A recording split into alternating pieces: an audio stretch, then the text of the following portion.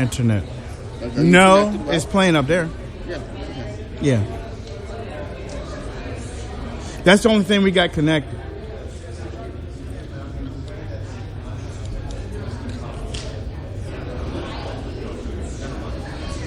Koch brothers. Hey, Wayne, it's on your page. That's streaming, right? Your WAARadio YouTube? No, it's on RSBN. I know. I was having problems seeing it yesterday too. Let me see. Unless he ain't got it running yet. Yeah, I don't see it up there yet. It's not up there. Hutch. Oh, yes it is. Yes it is. Yes it is. Yes it is. It's under the upcoming. It's up. It's on the upcoming shows and events. Scroll down.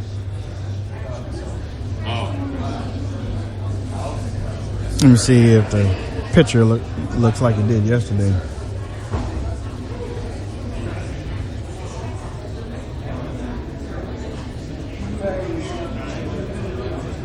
Taking forever, ain't it?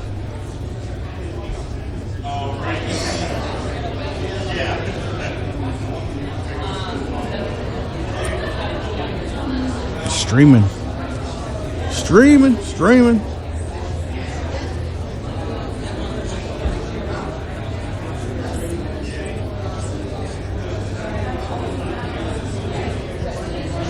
You see it?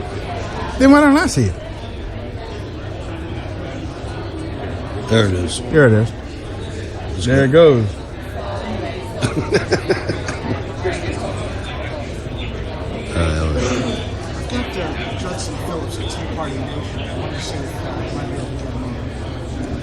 Probably tomorrow. Tomorrow? I'll let you know. Okay. Yep, I'll let you know. Yeah, you can put them all together in the trash. We should keep this one though. What? Oh yeah. That's AFP. That's A. Okay, we're going. We got Freak Superman 01 in the chat room. What's up? Ladies and gentlemen, welcome back to CPAC. We're being waved to, and people coming by like we aren't doing the broadcast once again. This is the 480 look. 480. Why don't I see that like that? Change your what's it called? Go down to the Tools. here. Change it to 480. But it ain't gonna run in HD. It'll run at 480. Okay, ladies and gentlemen, this is what you have to do to watch the show to watch us live. Thank you, Dan. Why didn't you tell us that yesterday? Dude, I did. He can't let you know everything. I forgot where I was, but Hutch Baylor Jr., Mr. Dan Adams, let me introduce them. I'm gonna let them. Oh. With she'll be over here. We interviewing her in a few seconds. I had to hurry up, turn my eyes down. She got me looking. We were all looking. All like dogs, man. Don't say we all. All right, so 480. Okay, so it's still. Is yours hanging up too? Still? Okay. Okay. All right. All right. So let me go ahead and share this on social media, and y'all go ahead and talk, and I'll go ahead and share this real quick. All right. Well, ladies and gentlemen, welcome to day 2 of CPAC 2017, live from National Harbor. What a beautiful day outside. The president is in the building. It's a beautiful day. Yeah, I saw that plane. I saw that helicopter flying. It was dope. DJT is in the building. And 17,000 law enforcement officers are too. I mean, it was harder to get in Media Row than it is to get in the airport. And you know what? When I came down, I didn't have a problem. I check this out. I came down. I got a cold, and I'm breathing a little heavy. And I go through security and Secret Service guys going through my laptop. He's like, did you run down here? And I'm like, nah. It's like I got a cold. And he like looked at me all strange. Oh, okay. What, you thought I was like nervous or something, homeboy? Nah, I got a cold, man. I thought he was going to put you in that tent off to the side. Nah, man. I got a cold. That quarantine. I like pulled out my cough drops and cold medicine. Like, here, man, I got a cold, all right? You see the agent of a diphtheria. Yeah. It ain't like that, homie. I got a cold.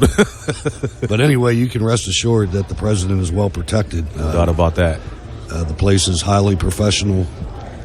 There's a lot of young people here this year. I mean, I guess they always were, but when you see young people and Donald Trump is the headline speaker, that's good for the future. I mean, if these I don't want to say kids, but to me they look like kids.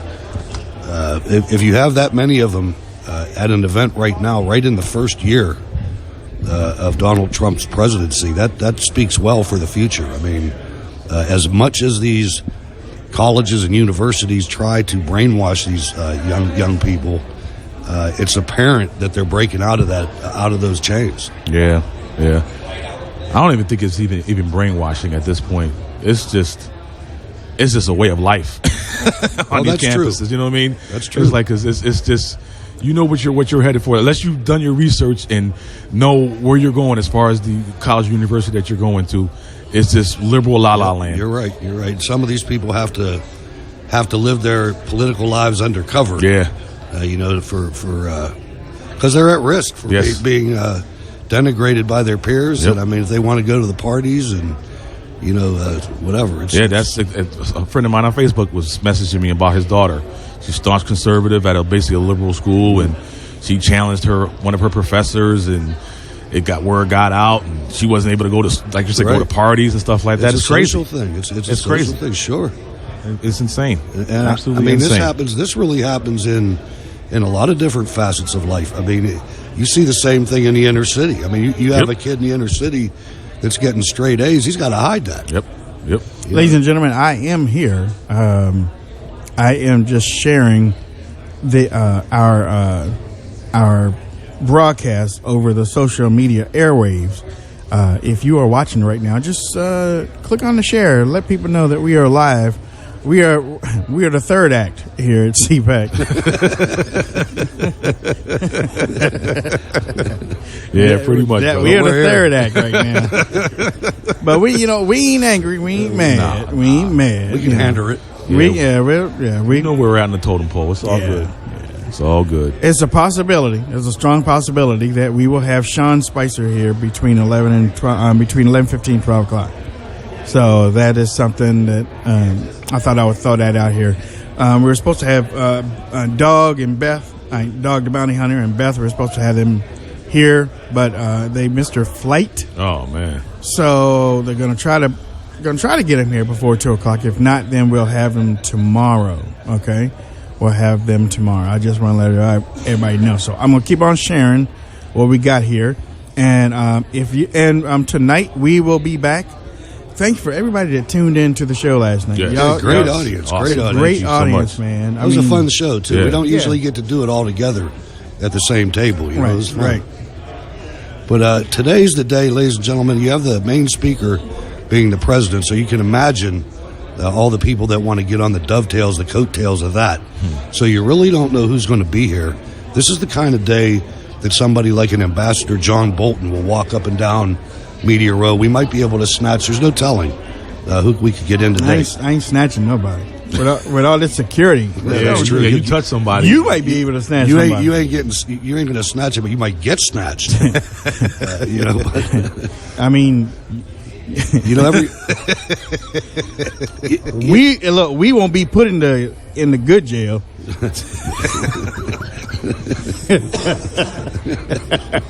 We'll be putting the old one. We'll be putting the old county. Everybody's in the same underground CIA bunker or something. The mezzanine. Where's Hutch? Oh, he posted bail. Thanks, Joe. Where's Dan and Wayne? They downstairs. Knows the trouble I see. See what I got to go through, ladies and gentlemen. That's right. But so again, no telling who's going to come through. I actually saw Ambassador Bolton this morning. Did you? Yeah. Did you say hi? I did. I shook his hand. Absolutely. And I also saw James O'Keefe. What did he say to you? Hey, Hutch, how you doing? Yeah, he said, what up, what up? You know, I got to tell you, John Bolton, my worst radio experience ever. I made contact with his people, his chief of staff, gave me a private phone number to call in a certain time to call in. Mm-hmm. And I had to call in and tell him all my equipment was broke. Oh, yeah? I had to call the ambassador and say, I'm very sorry, but nothing's working. That hurt. It hurt. Yikes. It stung because you know how my show is. Bolton's like the perfect guest, Right. for the kind of things that I do. And I was so devastated. I had his picture up on the internet, that he's going to be on the show tonight. Right. And I'm thinking, there's people going, he's so full. He never had Bolton. And I never ended up getting back with him. I should have. I don't know what happened there, but I will have him in the future. I was kind of hoping he would get a post at the State Department, but I think what you're seeing now with Rex Tillerson, you're seeing he's cleaning out what they call the seventh floor. He's cleaning out the permanent people who basically, regardless what administration's in, these people remain the same. Right, and they right. pride themselves pretty much of being their own government, their own separate entity. And I don't think Ambassador Bolton would have been able to do that. Right. Because he knows them. He knows a lot of them probably, and lives in the same neighborhood with them. I think he lives in D.C., so I think that was an excellent pick, bringing somebody from the outside who's very powerful and very charismatic from Texas. Somebody that's not influenced, doesn't care about the different restaurant owners and cocktail party circuits and things like that of D.C. Right, exactly. And it is Friday, right? I got my days all mixed up. It is Friday. I think. Yeah, it's Friday, right? Yeah, it's Friday. Hutch, when is it? It's next Friday. It's next Friday with Ice Cube and Right around Mike Epps. right around the corner from the barbershop. And what's the date? The 20. What's the date on your computer there, Mr. Wayne Dupree? The date is the 24th. The 24th. Thank you. Of Jim. For those that don't know, I guess for all my people. That coffee is strong. Well, I haven't got mine yet, so I don't know how it is. But that coffee is nasty. Well, where did you get it from? That's the whole thing. You got to get it from the right spot. Did you get it back in behind the media in the main ballroom there? Okay, no. Well, it might be that first batch that you got. That was First batch. the first batch. He got the free stuff. The free stuff. That's what. Yeah. I mean, it's like they just brew that and say, here, let's take that out there. Yeah, it's that first batch is not always the best because we use those things at work, and that first batch is never the best. But anywho, it is Friday, February 24th, 2017. We're live here at CPAC, and as Hutch was saying, at any point, at any time, we could grab. Well, I'm not gonna say grab or snatch. We may be able to interview someone that is Not on a schedule. not on the schedule, and someone of importance. So make sure you tune in, keep tuning in, share it. And if you're, as Wayne said at the beginning, you're on YouTube and you're checking out the channel, put it on 480p. That's your best bet, That's your best bet to keep a steady connection. Go down to that gear, select 480p. And ladies and gentlemen, just a shout out to the team at Auburn at RSBN. Who's on today? Brandon. Say who? Who's producing today?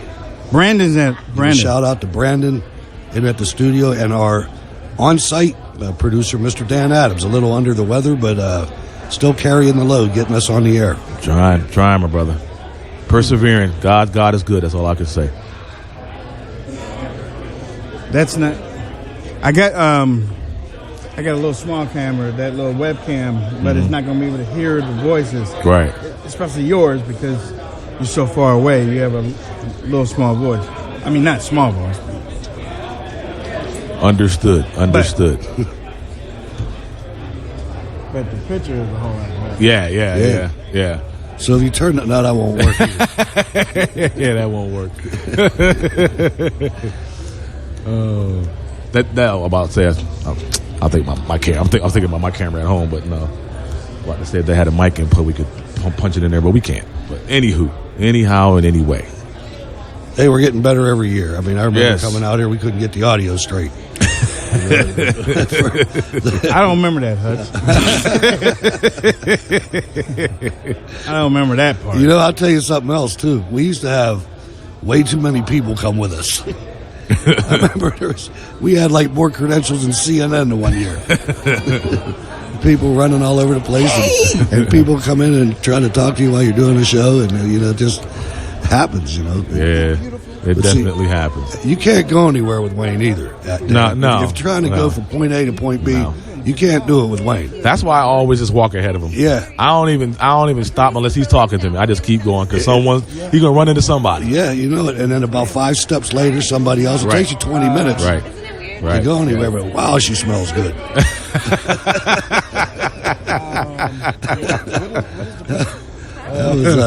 I was like, what is that? Oh. So anyway, the place is full, ladies and gentlemen, and it's the thing that's surprising me is it's full, but the president has a room full somewhere. So these are like people that I guess aren't here to watch the president. Right. Which I'd be one of those too. It's good to get to the point where you've been to enough of these that it doesn't blow you away when you see somebody. Right. Like I was standing in the coffee line, and Waters World went by. Jesse Waters went by. Oh, those kids! You'd have thought Elvis Presley went by, right? Or Michael Jackson or something, right? It was complete groupie. How about we switch those cables? Switch them. Put the one that's in your mic. Switch it with the one that's in the camera. We got more length. All right, ladies and gentlemen, we're gonna. Your mic will be off for like half a second. We're making a couple technical adjustments here. Okay. We're going to switch the mic. Yeah, we're going to move some mics around. 10 seconds. So you'll still hear my mic. So we got to... Go ahead.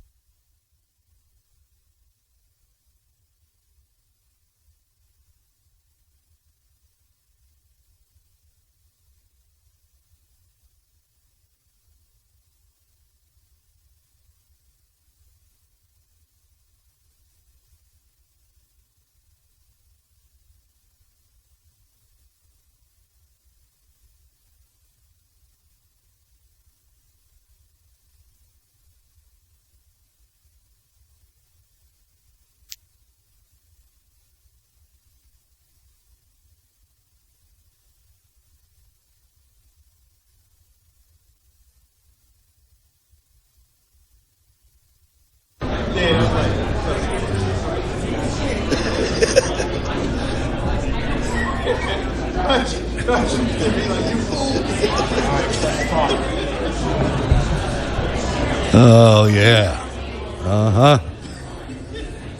We are almost back on the air. That's the empty cables. Yeah. Okay, there we're back. A little break, ladies and gentlemen. Hope you see. That's how we do here, on the spot, changing up, making sure we're good. I had Hutch though. Yeah, you got me for a second because I don't know why I thought I was going to carry the day. I mean, the main mic jack was coming out. I just guess I thought I had a wireless mic or something. And as I'm over here on the side, I got the delay here, so now I can hear what happens.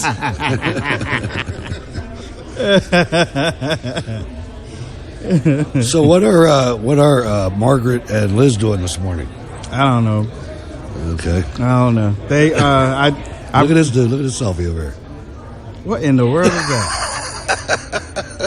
Was that a selfie? We're doomed, ladies and gentlemen. You know what? I got you. Excuse me. He's in his own world, buddy. Yeah. Wayne's gonna. Oh my goodness, this is gonna be good, ladies and gentlemen. The guy that did the selfie. Oh, he's gonna put him on the spot here. How you doing, man? Can we get a What's copy? your name? Patrick Miller. Patrick. Is this your first CPAC? Yeah. What do you think about it? It's pretty nice. Yeah? Been working mostly. Okay. Oh, you work here? I mean, you working doing anything? Mostly. Yeah. Okay. What, right. volunteer or? No, I'm working with media, so. Oh, okay, good. Okay. All right, right. Yeah, we saw Was that a little selfie thing you were doing up there on the wall? Just or? FaceTiming. Oh, she's FaceTiming. I knew it was something like that. Yeah, okay. All right. Yeah, I mean, I saw it. I was like, I've got to bring him over. And we're broadcasting on YouTube right now, so we had to look up and say hi. Hey, say hello, YouTube. hey, you two. Yeah, had to FaceTime the girlfriend. Okay, yeah, there. See, hey, You should show them that pose you did. That was pretty unique. that was a serious pose. That pose got you over here. Okay. Well, she makes me do stuff, so Oh, there we go. Yeah. All right. Yeah, I understand. Gotta make her happy. That's right. Only That's two right. things. You can either be right or you can be happy. Yeah, right. Most of the time, you don't get to do both. No, Nope. so I want her happy. There you go. Good man. All right. Well, look. Hey, I want to thank you again, and problem. you have a good rest of the CPAC. And, too. If you need anything, just let us know. We're right here. Will do. Thank you. Thanks for having me on. You too. Get some. No, I'm not. That was a girly pose. It was. That was a serious girly pose, and we had him deer in his light. Deer in the lights, man. He admitted it and everything. Yeah, he did. She made me do it. She made me do it. But, hey, it takes all kinds, ladies and gentlemen. At least they hire people that young. No. And hey, if they did, he wasn't working. Yeah, he was. He was over there doing it. That was See, like a stretched out pose. too. It was. It was like a Cupid thing or something. But Cupid, roll back your this boat. generation does not have a clue No. that they are being watched everything they do. They think they're doing things in private, and I mean, they're not. No. Mm-mm. No, there's cameras everywhere, man. There's cameras everywhere, you know? And most of them are their own. You know, they're like, I'm at CPAC, my house is empty, go rob it.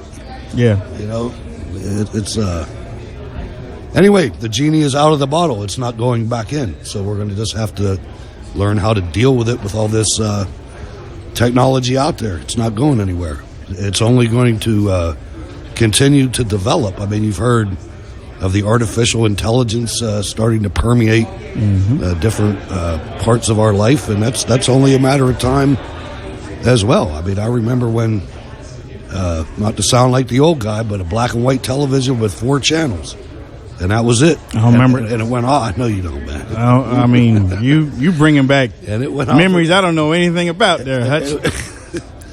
I remember back in the day when the TV used to shut off.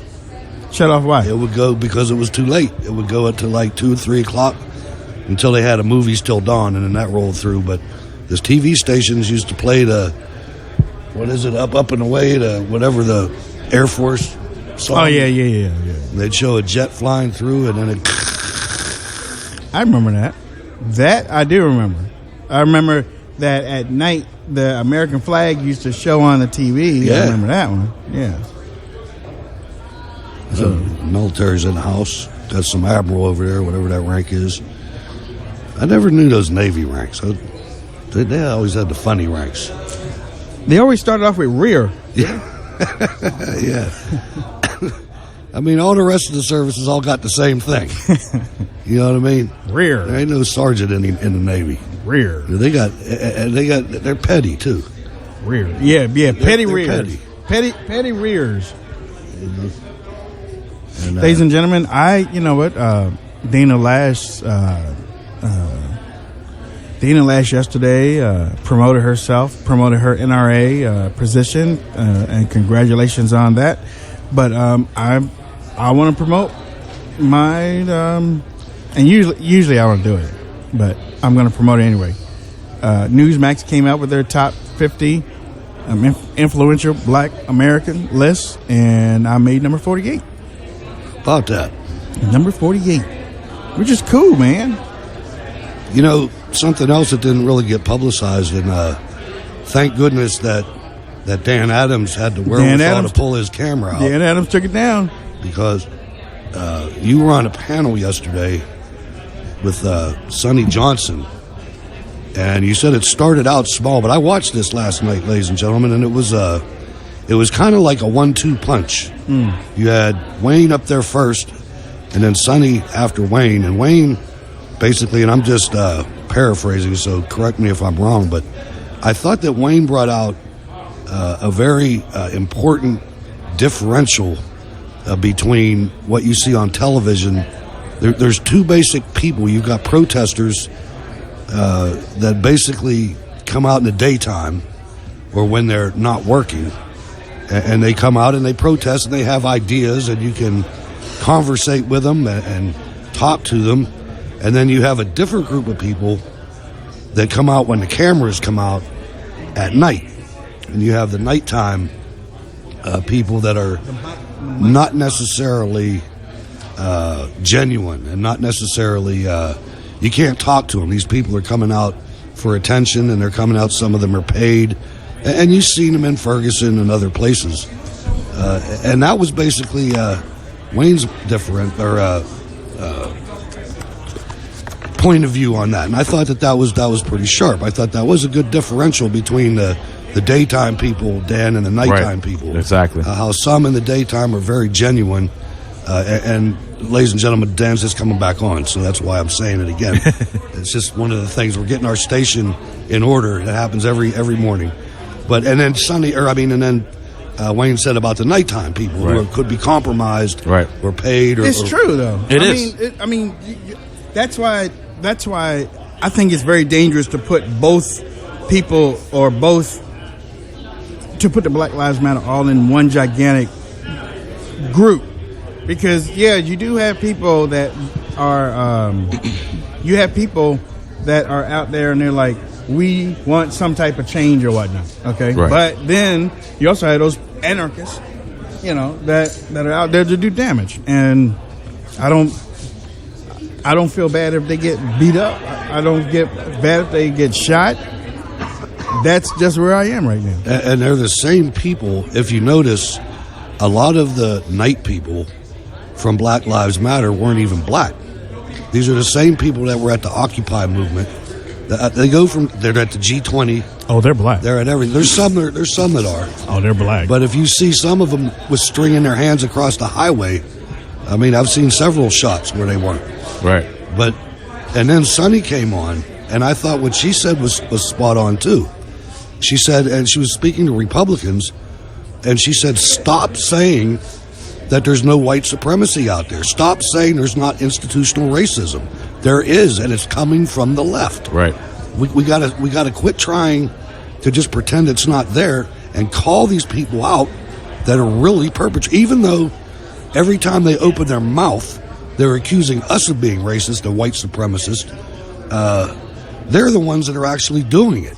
And if we can't accuse them in their face of it, we're never going to get to the bottom of it. I thought that was strong to me. Right. Yeah.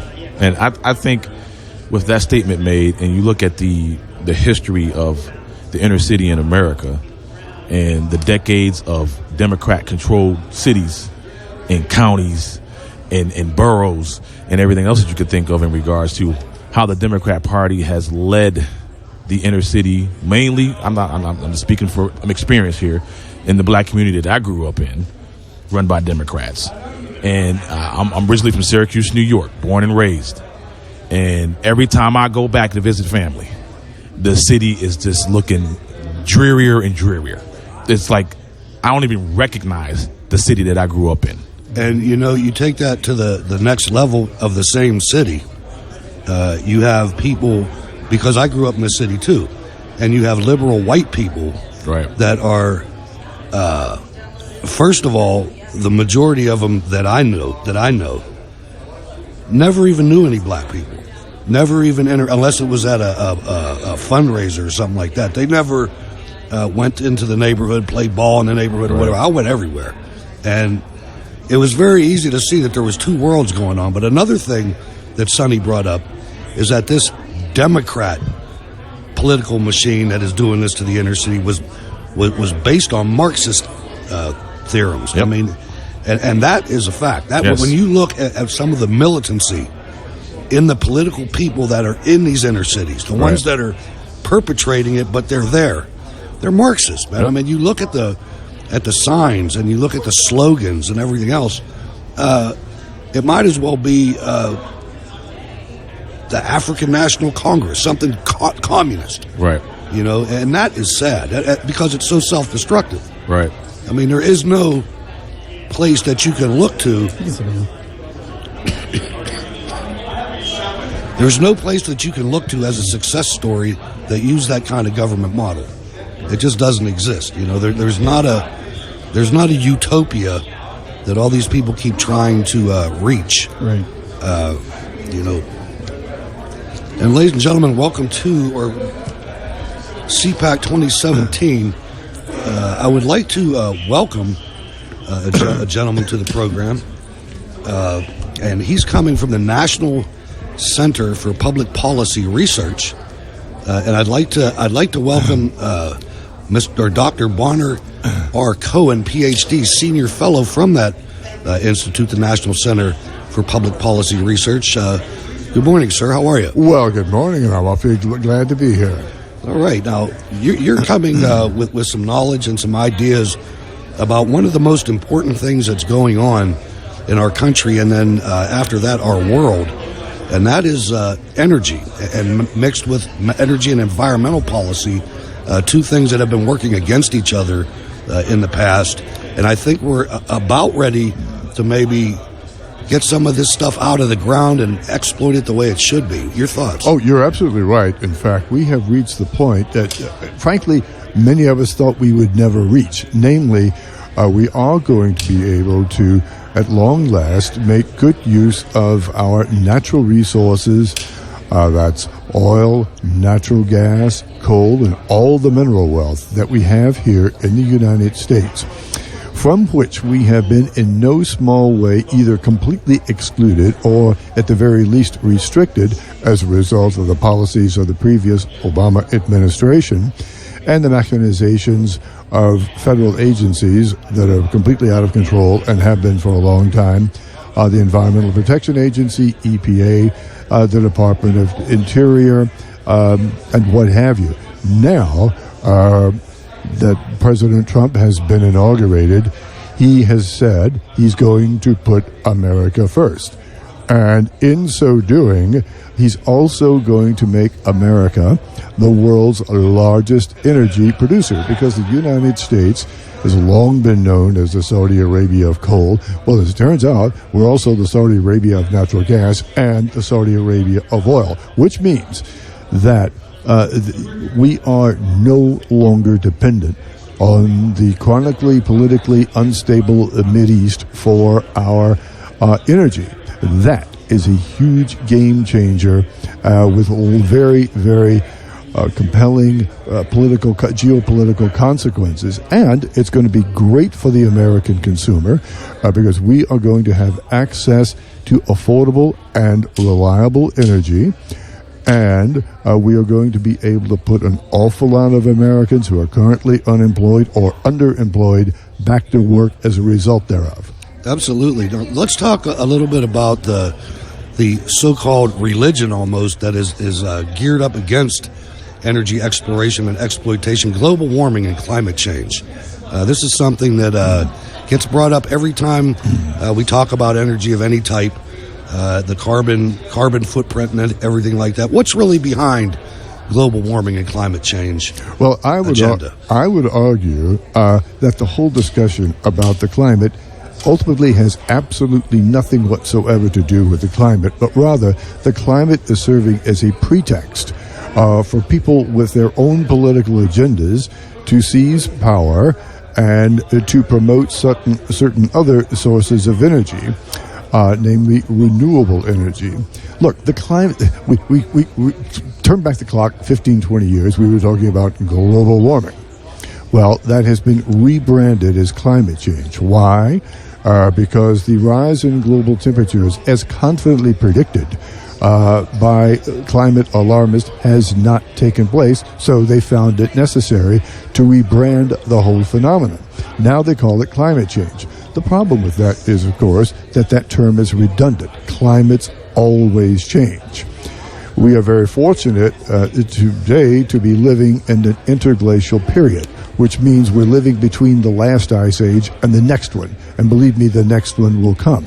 That's the climate change, the long-term climate change we need to worry about, not the phony climate change, according to which, as a result of our use of fossil fuels, we are building up unsafe levels of carbon dioxide in the atmosphere, and that is leading to rising temperatures, increased in hurricane activity, tornado activity, and what have you. The problem is the climatological observations do not support that whatsoever. That said, you're quite right to point about the quasi-religious atmosphere surrounding the whole debate, because if you dare call into question the so-called settled science of climate change, then you are viewed as a heretic and treated as such. In fact, the science isn't settled on climate change. As a matter of fact, the science isn't settled on anything. Science is an ongoing inquiry. What we thought we knew 20 years ago, we found out, well, that was wrong. Now we know more. And what we think we know today is going to be overtaken by what we learned 20, 30, 40, 50 years from now. Mm-hmm. So don't let anyone tell you that it's all settled. Believe me, it is not. Ladies and gentlemen, we're talking to Bonner Cohen, who is a senior fellow from the National Center for Public Policy Research. Mr. Cohen, we see on a regular basis how the government agencies are manipulating the science information to confuse American voters. What do you think Trump can do about this? Well, he can do, and I think he will do this. He's going to clean house. Okay. We know for a fact that officials on the public payroll at the National Oceanographic and Atmospheric Administration, NOAA, misused data, manipulated it so as to produce a scary report in the run-up to the December 2015 Paris Climate Change Conference, the purpose of which was to scare people into signing on to an agreement that particularly penalizes the United States and its use of energy. So ignoring their own scientific protocols as to how scientific research within NOAA is to take place, and even though they had been warned by a very courageous whistleblower that the data had been manipulated, NOAA went ahead and put out that information. Well, that sort of thing sadly goes on throughout the federal government. And unfortunately, many of our regulatory agencies have become propaganda organs for the environmental movement. And they have been feeding the American public a steady diet of disinformation, and have been doing that for decades. So what can Donald Trump do about that? Well, first of all, clean house, downsize these agencies, reduce and in some cases completely eliminate the various funding apparatuses that have been put into place that funnels taxpayers' money to environmental groups around the country that beat the drums to try to to convince us to do things that are manifestly not in our interest, and to concentrate power in Washington, which is ultimately what the whole game is all about. All right. Well, Dr. Cohen, any final thoughts for the audience? Yes, I think we can look forward to, and I certainly hope we can, that Donald Trump keeps another one of the promises that he made during the campaign, namely to withdraw the United States from the December 2015 Paris Agreement. This agreement, which among other things commits the U.S. taxpayers to transferring $3 billion of their money to an assortment of third world potentates around the country who are supposed to use that money to, ready, combat climate change. So don't worry, none of that money will wind up in any Cayman Islands bank accounts or anything like that. But these are the kinds of scams that are going on, and again are manifestly contrary to the interest of average Americans. So I certainly hope and I believe that we can look forward to seeing President Trump unilaterally withdraw the U.S. from this asinine treaty. Well, thank you. How can the audience get in touch with you or either follow up on any of your points? Yes. Please check out our website, which is nationalcenter.org, nationalcenter.org. click on environment, and there you will find pieces that I have written recently and other scholars. Well, All thank right. you. Well, thank you, Mr. Cohen. I really appreciate your time. And you know what? We're going to have you back for a regular interview set, which is a little bit longer, so you can take questions from the chat room and different things like that. Is that okay? Oh, I would love to do that. Thank you very great. much. Great. Thank you very much. We'll do that. Thank you. Ladies and gentlemen, that was Mr. Bonner Cohen, who is a senior fellow from the National Center for Public Policy Research. And I know some of y'all had questions, and we're going to invite him back in on the show so we can ask him some more questions for you, or you can call in for with more questions for that. So, ladies, so we are waiting for our next guest to pop in. Yeah, you can tell that he definitely knows what he's talking about. Oh, yeah. I mean, there's no question about that, and it's good to have somebody scientific like that to counter all these fraudsters that are out there. You've heard it. The science is settled. You can't even have a conversation about the subject anymore. You know, you're kicked right out of the room like you're a heretic or something. You are a heretic. I know. I love how they say the science is settled. Yeah, I love I know, that. right? It's like, really? Yeah. Okay. And he brought that up too. He said, there's no science is never settled. No. Exactly. Science Thank is you. never Science is ongoing. I mean, some of the things that we used to believe, I mean, totally scientific at the time. Right. And you know what's also ongoing? What's that? Climate change, meaning weather, meaning spring, fall, winter, summer. There you go. That's how I look at it. You know, That's how I look at it. Hello. And how does CO2 control the temp? There's one thing that controls the temperature other than God. God's got his hand on the switch. And he's a mighty big But switcher. There's one thing that controls the temperature in the United States and in the world. What's that? The sun. All right, you ain't got to be yelling at me. It's the sun, right? I know. Sun. I mean, in your house, right? What controls your heat? The furnace. That's right. That's right. That's right. That's our furnace. Right. If we ease too close to it, it's going to get hot. Right.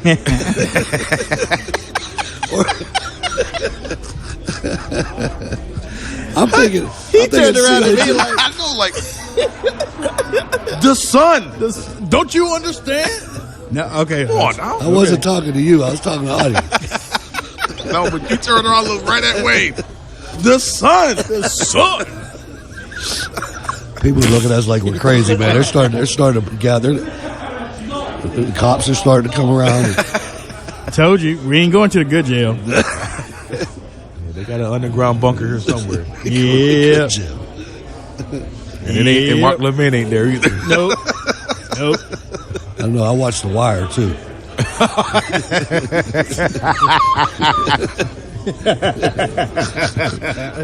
You probably watch Oz too, right? Oh. Not going there. Never did watch that show. Turned them out. Can you imagine Hutch turned out? Oh yeah. Tossing salads and stuff. I don't know. Yeah, I'd been over with that Italian dude eating up tomatoes.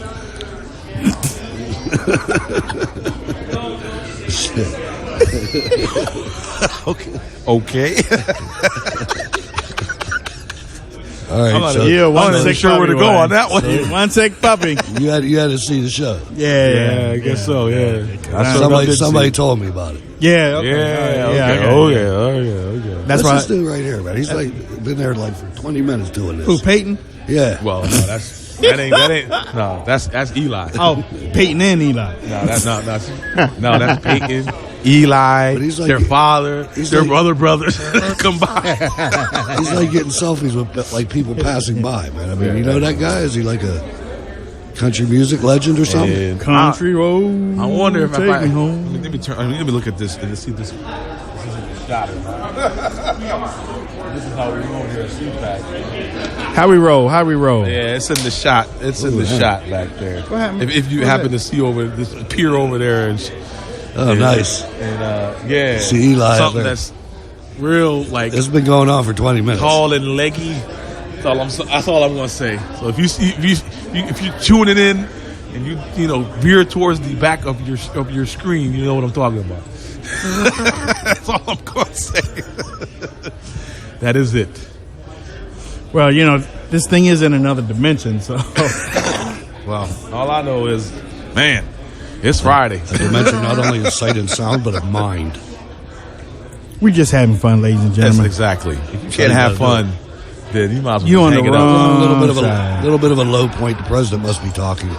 So that means we're on channel 3. Right, exactly. No, we on UHF. Right. You got to put tinfoil on a thing to get our picture in. Yep, sir. We're supposed to be having Even a Kathy Barnett, who was like, I gotta get on. I know, like screaming at you. Where's You she know, at? And I told her about the change, and she's not here. Well, she probably in there listening. And we got the beautiful Jessie Jane Duff coming up. Yeah. Even the police are on Facebook, man. Yes, indeed.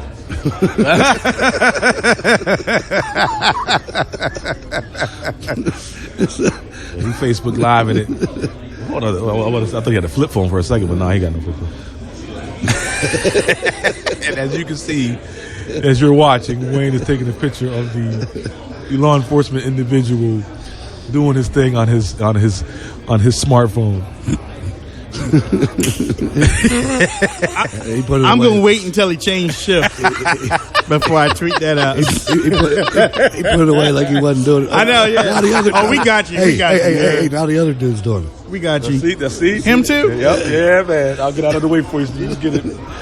It's just one of them things. Yes, indeed. Now the other one's watching us. Yeah. I hear you Dan, talking. I'm trying to get out of the way for you. No, we're done.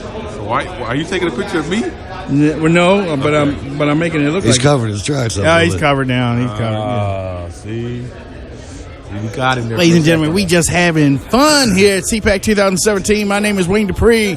We have Hutch Bailey Jr., the Godfather of WAARadio, and the alternate universe voice of Alex Jones. How you doing, Alex? Hi there. How are you? Everything going okay here today? Oh, that's messed up. I'll tell you, some of these outfits are interesting. When They just think they can roll up here and wearing anything. Yeah. man. Pretty much. Yeah. turquoise is in, Yeah, I saw that. Both of them. and that red, man, that red's just sticking out like Did you see that red? it's right over there, up against that wall. That don't even make sense. That don't even make sense. As I'm trolling my email here, I'm seeing my Fox News alerts coming through. I guess Trump, once again, is going in on the dishonest media. Oh, okay. Well, okay. And, he is defending his illegal immigration crackdown. That's right. You know, I was in the elevator the other night. That's a good word for it. Crack down. Yes. Crack down. Not ban. Crack Right. down. Right. And the whole thing is what drives me. Exactly. That's what I was talking about. Well, as I was saying, with this crackdown and this ban, it's temporary, people.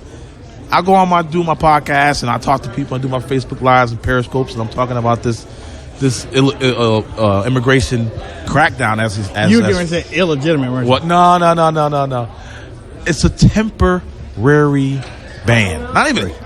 Put it this way. Now, here's the thing. I guess with the new executive order that's coming out, he's gonna, because to be honest, gents, we are all behind the premise of the executive order, the first one that came out. Now, I think this is just me. I'm speaking for myself. Way he rolled it out might not have been the best rollout. I mean, I think maybe if he would have came out and explained to the American people exactly what this executive order was supposed to I guess counteract. Look, my name is Trump. I'm all you illegals getting the hell out, and these people in the 7 countries right here, y'all ain't welcome over here. And it's temporary. Boom. It's temporary. As soon as all you are gone, it'll be over. Yeah. It's Well, temporary. here's the thing, though. Have you heard? I mean, that's what I said. All the times I've been speaking, temporary, Temporary. and I don't think that's been nailed down as much as I think it should be. No, it hasn't. Temporary. They People haven't just think that this executive order and this so-called ban is forever. No, ladies and gentlemen, And the it's thing temporary. is, it's in the law. It's Exactly. not. It's not something the media did a vast disservice to this country by serious. not telling everybody I'm that telling this you. is legal. Right. It's right written. He Yep. can do it for as many countries as he wants, as long as he wants. It's in the law. Exactly. And they acted like he was doing something different. That's right, Darren. That's right. Was my mic cut or what? No, man. Go. Yeah. He just wanted to make sure you were all right. That's all. Trump just called the media fake, phony, and are the enemy of the people. He did it again. Yeah. Good. Let me say something about the enemy of the people thing too. Okay, let me say something about the enemy of the people thing, because I want everybody to understand when Trump says that the media is the enemy of the people, we have to look at it for what they have done Right. to the American people. Yeah. Exactly. For years, Right. and that is have turned their heads against reporting the truth, and started reporting opinion and how they think, Right. and forcing it on the American people. Exactly. Now, when I say force, nobody's saying you have to sit there and listen to them, but but force, the way that they're doing it is they're saying what they want to say, how they want to say it, and you don't get an understanding of where the real news is, what's going to help you make informed decisions on a daily basis. And you know what, Wayne, you bring up a good point, because my wife, she is not a political person like me, okay, not even close. Mm-hmm. But she is at the point now where it's like, she says every time when she watches the news, why don't they just tell me the news, Mine the too. story? Right. I don't want to hear your opinions. I don't want you going off on some side tangents. Just speak what the news story is, and let me form my opinion on That's it. I don't right. want to hear your opinion. That's it. And you know, to that, Dan, you're so right. And I think this is the undoing of the media, because my wife was at the beginning of the campaign. I had to sit my wife down a couple times and explain to her that Trump does not hate women. Right. Trump is not a misogynist. Because I would ask her, how do you feel? What do you think about Trump? Right. Well, he hates women. I can't do. Yeah. Well, hold on. You're not paying. You got to watch this Yeah. instead of that. Right. And now she's exactly like your wife. Right. She said, this is bull. Right. Every day they come out with this. And, you know, you look at the media and the damage that they've done, and the enemy of the people. How in the world, without a complicit media, would a man like Barack Hussein Obama get elected president? Exactly. It was because the media did not tell the truth about him. They didn't tell the truth. They hid the truth. They lied on top Exactly. of hiding.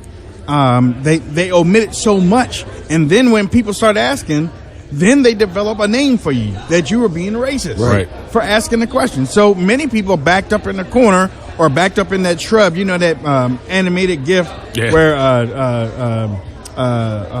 what's his name? The Simpsons Homer is backing up in the shrub. Right. Same thing, man. People are, well, you know, I don't want to be called racist, so okay, I'll just leave it there. And our GOP side, Republicans up top, they failed. They failed. They did.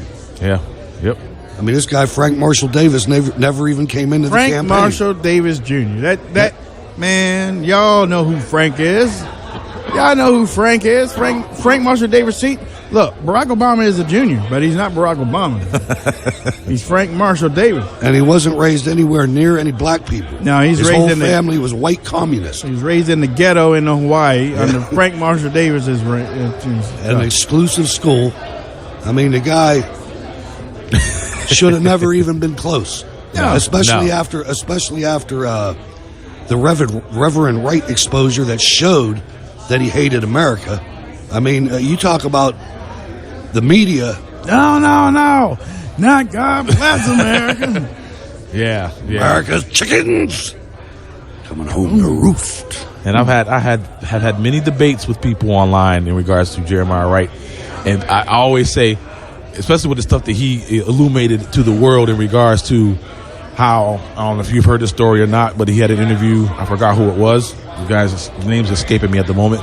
But he basically said, and this is going out to my Christian community out there, how he made it easy. Mm-hmm. He made it easy. Listen to this now. Listen.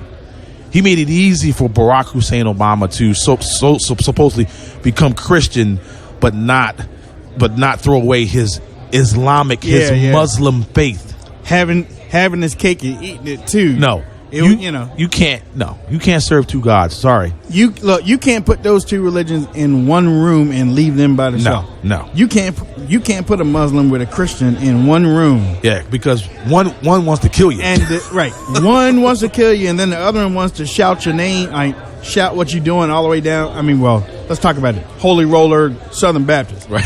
Put them in a room with a Muslim. The Reverend Ike. It's going to be dangerous, man. You don't know what you talk. Hell, you don't know what you talking about. Well, we'll be hearing a whole bunch of Allah Akbars and all that good stuff. But yeah, it's like you said, Hutch. The America, the wool over the eyes of America was on full display in 2008 when he came on the scene, and it was just like, okay, we got this. As what was the senator's name? He's just retired. Dingy Harry Reid. He got this articulate. Oh yeah, black man that can speak and this and that. I'm like, okay, really? Joe Biden. Yeah. He's clean. Yeah. He's clean. He's clean. It's unbelievable. And you got freaking Chris Matthews, who had a love affair for the past 8 years and tingles up his legs and all that good stuff, saying he's perfect. He's the perfect husband. He's the perfect father. Oh yeah, he's perfect. Yeah. Come on now, get out. He's perfect. Swinging down low. Everybody knew Barry. I mean, you know what? He's rich the rest of his life. He's going to sit here in Washington, D.C. That's his life now, yeah. Yeah. That's his life now. You think about it.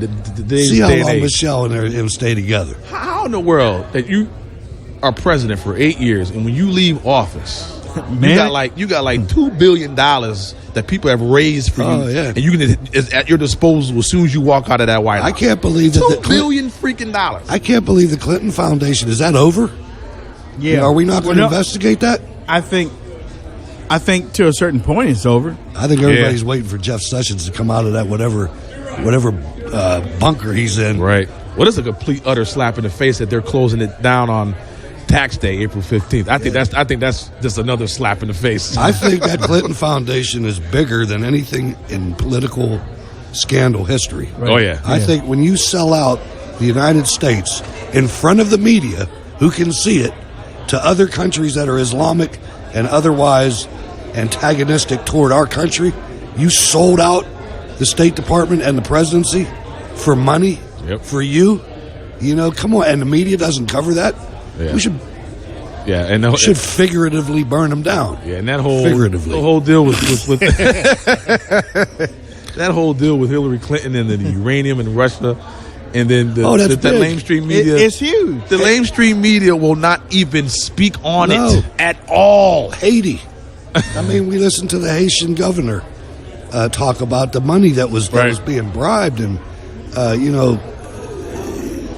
Yeah, it is mind-boggling, Hutch. When you think about it, it's wow. And I mean, you look at the last 2 years and our institutions, and I think the Democrat Party, I think the mission was to do this, was to get us to where we don't believe in our institutions.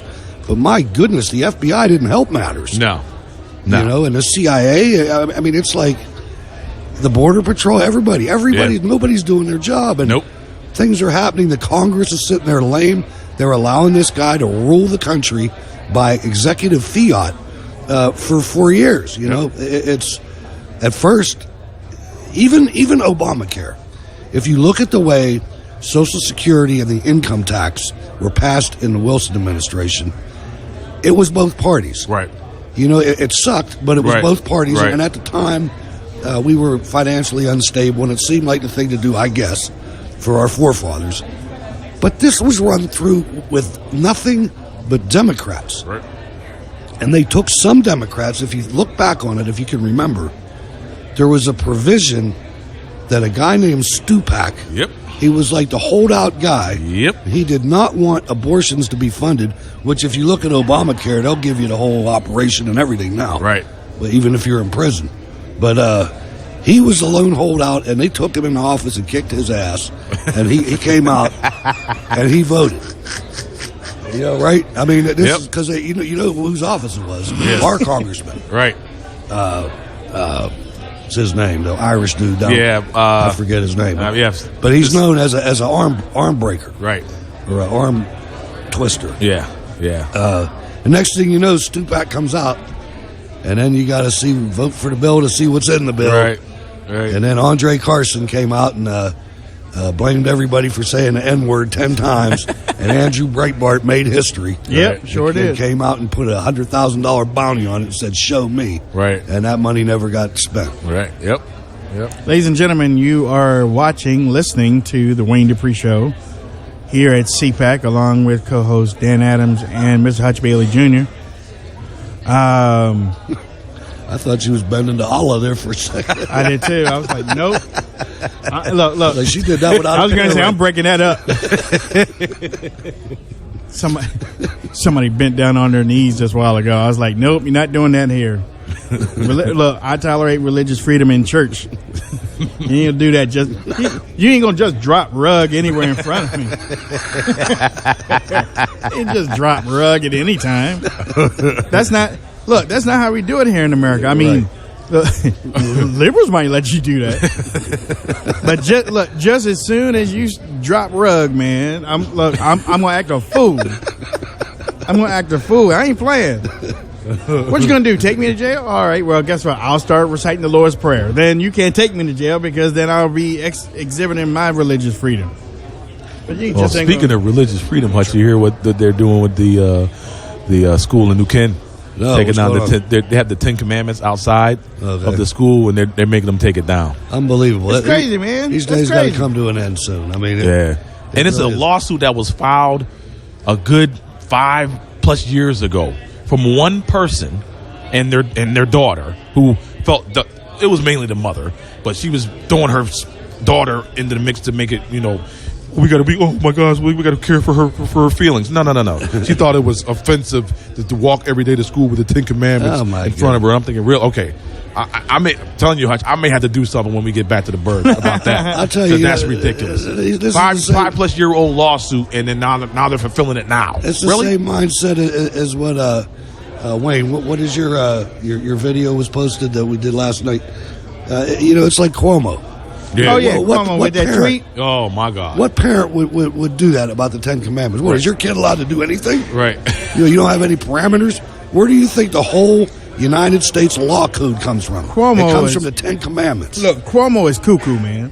Yeah, that man. Cuomo is cuckoo, and he made an argument trying to back up what Right. he was doing on social media. Right. He tried to back it up and back it up and back it up. It was like, dude, Ain't nothing to back up. it's a losing battle.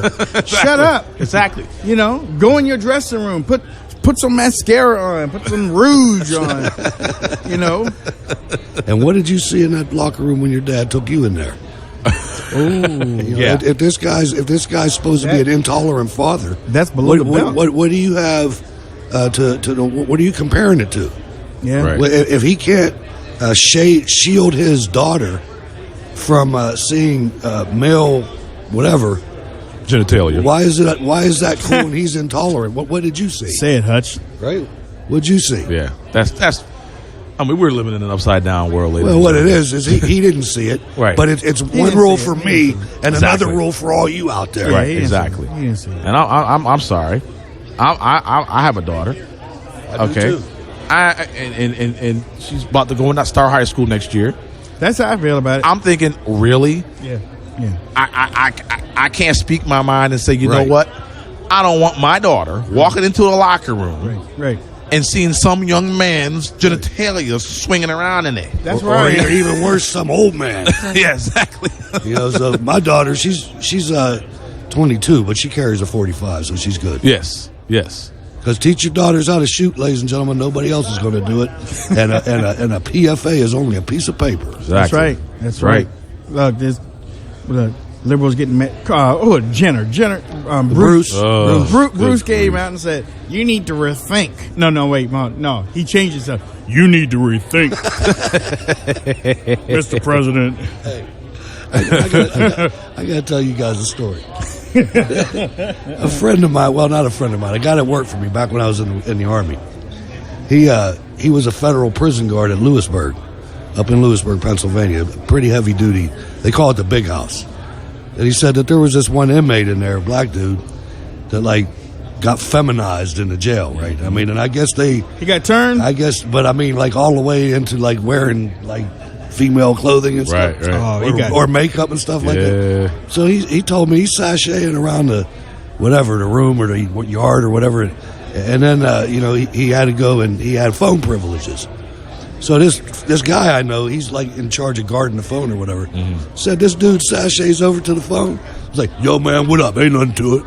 When he gets talking to his boys on the outside, I was like, oh, man. He's like, hello, man, what's going on? They can switch like that. Oh, no doubt. They can switch like that. Yeah. They act all sweet and Yeah. this is the way we're going to do it. Aren't you a man? No, I ain't no man. Ain't nothing to it, man. I ain't no man. Send me some cigarettes up in here. Ladies and gentlemen, we having fun. Wait, hold on. This is just comedy. That's it. Look, if Bill Maher can hide behind that, and what's his name? What's the dude from Stewart? If Jon Stewart can hide behind it, Yep. and Trevor Noah, who really sucks. Oh my God! How is he still on air? If they can hide behind that, then we can do the same thing. Exactly. We can do the same. It's just comedy. Yes, it is. It's just comedy. That, and we're trying to keep you on the air. Watch this. Barack Obama's gay. It's just comedy, y'all. It's just comedy. I don't know about. It's just comedy. Truth in that. It's true. Yeah, it is true. Larry Sinclair Sing it, Hutch. had a steamy love affair in the back of a limo. Yeah. Hey, Dan, if you see a soda, like 2 sodas, hook a bra up. Something just let out, so we're getting ready to. Dan walked away at the wrong time. That means that President Trump just got finished speaking just a while ago. So and he'll probably be in the booth here before you know it. Well, exactly. I told them to bring President Trump over here and to sit down. So we'll see. This is going to get hectic real quick, ladies and gentlemen. Yeah. Everybody is pumping out here right now. So we should turn the camera. Oh no, they can see it. You can see the feed, a little bit of it. Can you see it? Can you see all those people? Kind of. Yeah, you can see them in like maybe 15-20 minutes. It's filling up. Yeah, you can see it. I can see it there. I feel sorry for the person who was after him. I always like the people like these two that are going the other way. Yeah. They're like fish swimming upstream. You always look at them too, like, why are you going this way? Don't you see humanity going this way? It's a losing battle if you plan on going against somebody the will. grain. They will, though. And there's quite a diverse segment of the population here. Yeah, it is. It's diverse. Kind of diverse. We got log jams already. They're knocking the Muslim lady over. Yeah. I mean, if somebody gets knocked down, Hutch and I will laugh. Yeah, we will. And here comes Justine Duff. And she's going past her. She's late too, and she's going past.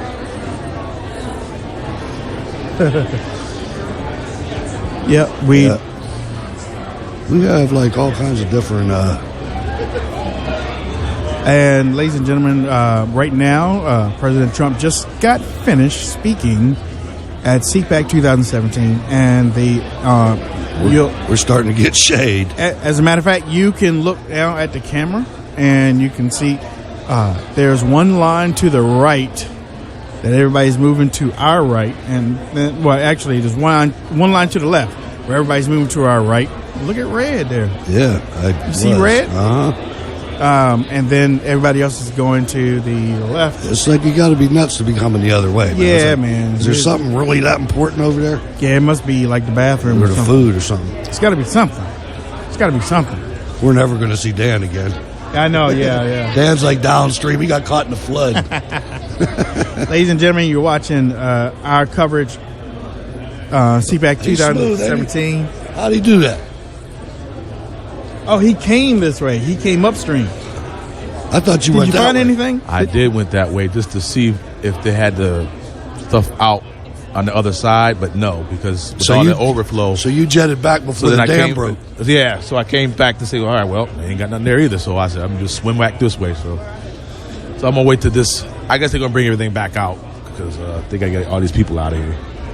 So we'll see. There we go. Here's a guest. All right, there we go.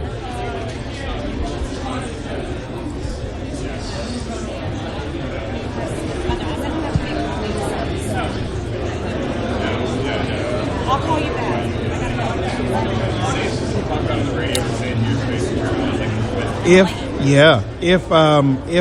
If Spicer comes in, we got to move real quick. Okay. All right, ladies and gentlemen, sit in that one right there. Ladies and gentlemen, coming to the stage, coming to the seat is a friend of the show. She has been on for a while, and we're happy to have her. Again, what you're seeing in the background are people leaving the President Trump's speech that happened just a few minutes ago. But joining us right now for a few minutes is Gunny Sergeant Jessie Jane Duff. Hi, Wayne. So beautiful. Oh, you're so sweet. So beautiful. He says that to all the girls. No, I don't. There's some bad ones out there, but you are not one of them. I guess we got to keep it a clean show. No. We We can go dirty. Oh, we can go dirty? Oh, wow. Let's spice this up. There we go. Let's There take we it go. up a notch. Just I was say a that Marine. you're on camera, just so you know. How you doing? You okay? I am fabulous. You know what? I apologize for getting here late. I actually was sitting right down there and lost track of time. I was two booths down.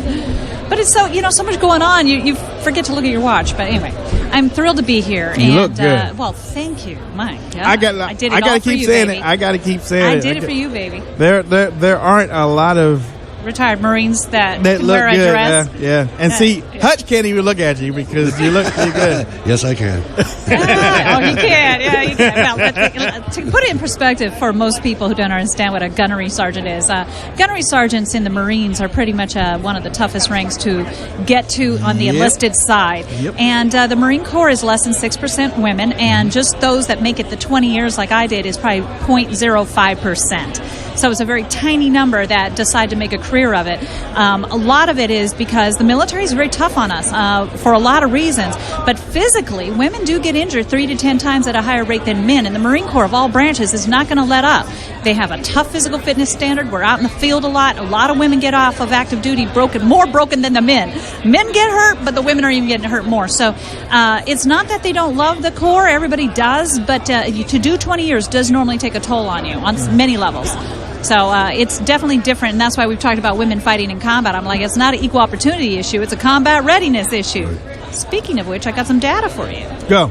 Okay, so our military readiness is at an all-time low. Our military is completely depleted right now.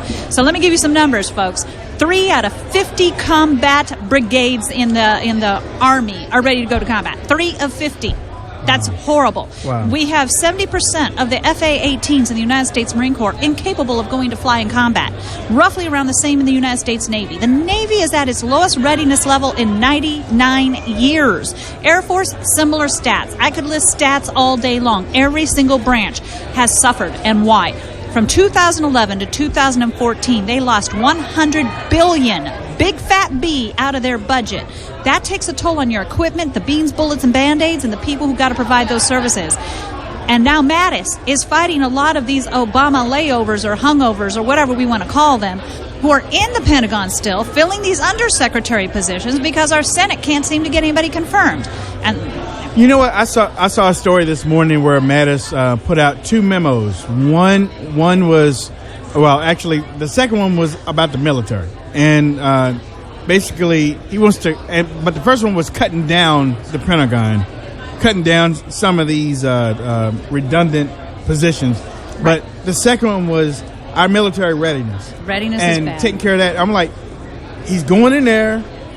He's already admired by a whole lot of people. But now he's going in there with respect. Yes. And, I Yes. mean, warrior monk. Doesn't matter. I mean, it doesn't care if you don't like him. He's going to command that respect. He's Saint Mattis. Right. That's all we got to say. Saint of Quantico, Saint of the Marines, Saint of the military. The fact of the matter is that he knows the Pentagon because he dealt with the Pentagon. I think we couldn't have picked a better Secretary of Defense. We just couldn't have, particularly this time that we're in. Maybe another time we wouldn't necessarily need a former general. But the fact is he's been on the front lines. He has been in the foxholes with the Marines. He's slept in those foxholes. He's one of the most down-to-earth men that can relate to what the troops go through. That's why General Kelly was also a phenomenal pick, because he lost his son in combat. Right. Now, President Trump picked men who actually understand what it's like to lose a family member, right. But at the same time, why we need to defeat this darn enemy. We can't have a 15-year war. Right. And that's what we've been doing. $100 billion of cuts while we got a 15-year war with $100 billion in cuts is absurd. And we got special ops over there fiddling around with training instead of us just going in there, wipe it out, and then we can train them after we destroy this enemy. But we're trying to train. We're doing OJT over there. And how's that working out? That's on-the-job training, ladies and gentlemen. And just to go back to something that's very important, the layers and layers of DOD civilians, and every service has them, that have been embedded there, senior executive service, you know what I'm talking about. Yeah. These are the people that say, well, don't worry about him. He'll be gone and I'll still be here. Yep. I mean, this is the poison that at all agencies. Every agency, not just the Pentagon. I'm a big believer that you could audit this Pentagon. Now, the Pentagon has to have a fluid budget based upon the fact that you never know when you're going to go to war. But where we're at right now, we can't even go after a primary adversary like Russia or China. All we're doing is nickel and diamond with ISIS right now. So we have to empower the military, but it doesn't mean you start having more civilian workforce. You don't have to have a lot of that. You can be very effective. The Marines know how to do roughly about 45% of the defense on probably about 5-10% of the budget. Right. So you got to be lean and mean, but you don't have to sacrifice the readiness. You don't have to sacrifice the morale, and you have to bring back that esprit de corps for your men and women who want to serve this great nation instead of this ambiguous agenda that the last administration wasted thousands and millions of dollars on. They're still passing out the transgender training. Yeah. I'm sorry. We're talking about, 0.03%, 4% of this population, and you're going to waste that kind of money to train everybody on how to handle a transgender? How about how to handle combat? Right. Then he wants to stick women on the front lines. 45% less muscle mass, 20% less lung capacity. I'm sorry. When you get injured 3 to 10 times the rate of men, that is not an effective use of your resources. Right. Stop taking it personal, ladies. It has nothing to do with you as a woman. It has everything to do with if we were able to fight in combat, we'd be getting drafted for the NFL. Right. It'd be the same thing. Good point. Because they're talking about draft. They were talking about drafting women, and what people don't understand is the draft was to replace combat forces. That was the purpose of the draft. So if you're going to draft them in the NFL. Let's require the NFL have equal representation then, and the NBA while we're at it. Might as well get paid some money while you get your butt whooped. Ladies and gentlemen, we have Jesse Jane Duff on with us right now, and the commotion that you see behind her is just people. My fan club. Yep, is Jesse's fan club. That's right. Well, how long do you think it will take to make a huge dent in what ISIS is doing because of the numbers that you just gave us, and because Mattis is also getting pushback from the Obama leftovers. Leftovers, yeah. Leftovers, stale leftovers. How long do you think it's going to take? And should we merge with Russia to take care of this situation? The whole thing with Russia is a very sticky situation, so I'll let people who get paid far more money than me to discuss what is wise and not wise. I do realize that Trump has a mindset of, you can get rid of your enemy by creating him your friend. Right, so, right. There is a logic behind that. However, it's going to take a minute because, one, we've got a recess coming up here in the Congress in April for 2 weeks. And I'm already? And I'm going to have a hashtag start that it's going to be Congress Stay on Duty. Wow. And it's going to have a poster of a soldier who's still on duty because it's going to say Congress Stay on Duty. He is she is, Right. we stay on duty. But you know what I heard in a meeting I was in? That the congressional wives, spouses, predominantly women, probably some men, protest if their husbands have to stay at work because they got family vacations planned. I'm sorry, United States military stays on duty for 365 days, doesn't miss his birthdays, anniversaries, births, everything. We got called back. Got called back. Oh, wait a minute. You're on leave? No. Right. We got to ship out. Recall. Exactly. Yeah. So you know what it boils down to is that they have to get these appointments done. We've gotten 1 out of 60 appointments in that Pentagon right now. 1 out of 60. They got to get those appointments done. They also got to get Obamacare done.